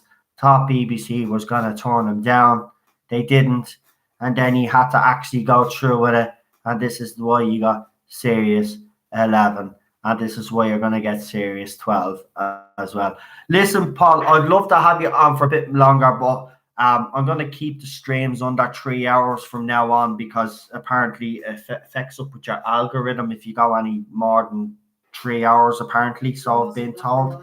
But listen, again, if you're willing to come on Sunday, I'll bring you on. We will be talking a little bit about horror and stuff like that, but also Doctor Who has done its kind of horror kind of stories. So we did speak about Doctor Who as well. So if you'd like to come on or you want to talk about Chris Chibnall, Jodie Whittaker, I suppose they're a bit of a horror show right now. So that'd be probably what we're talking about. I'm only messing. But if you want to come on Sunday, you just drop me a message and let me know, and I'll put you down on the list. And that goes for anybody. So it's open for anybody now for Sunday stream. So if anybody wants to come in and give me a call, send me, if you're on Messenger, obviously if you're on Messenger, because it only applies to people on Messenger at the moment until I find a better way of doing this. I don't like using other servers and stuff like that, but we'll see. But for now, if you want to be part of the chat for Sunday, and it doesn't matter, you can talk about Doctor Who as well, but it's primarily going to be about horrors, but you can talk about Doctor Who. Nobody needs to feel excluded, right? Because the last time I did a horror stream, people were kind of moaning, and you know me, I don't have a filter, so I'm going to just stay out straight because that's the way I am. Some of you were moaning, I feel left out. Well, you get Doctor Who does horror episodes as well, so like, don't feel left out. Go ahead. Listen, so you can absolutely put me down for Sunday. Right. That's a great thing. No, and then you know what? I will come on.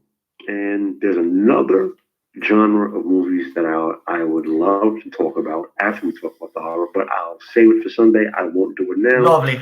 So it has been a brilliant stream, and I'll tell you what, that interview you did last night was amazing. It was absolutely, thoroughly amazing. confirmed a lot of things that I've been thinking. It confirmed one thing that I was told. I was told from a third party source, so that's why I honestly didn't give it too much validity. But you know what? Brilliant, absolutely brilliant. And it was awesome because it just confirms that that third party news that I heard from February of 2019, it's true. that the two of them were gone, spot on. I know. That they have been gone much longer than people Even realize. I know. It's funny, isn't it? It actually is funny. And you know what? I don't mean anybody any ill feeling out there. I really don't.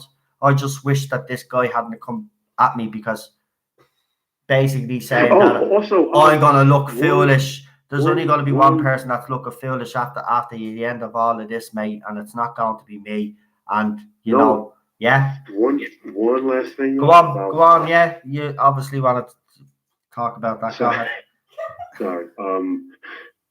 Contracts. Listen, it's been covered to death. You covered it. Also, you and Neil covered it. But people really, really need to understand in the entertainment industry, every single contract holds numerous clauses or outs. A contract can be voided for cause.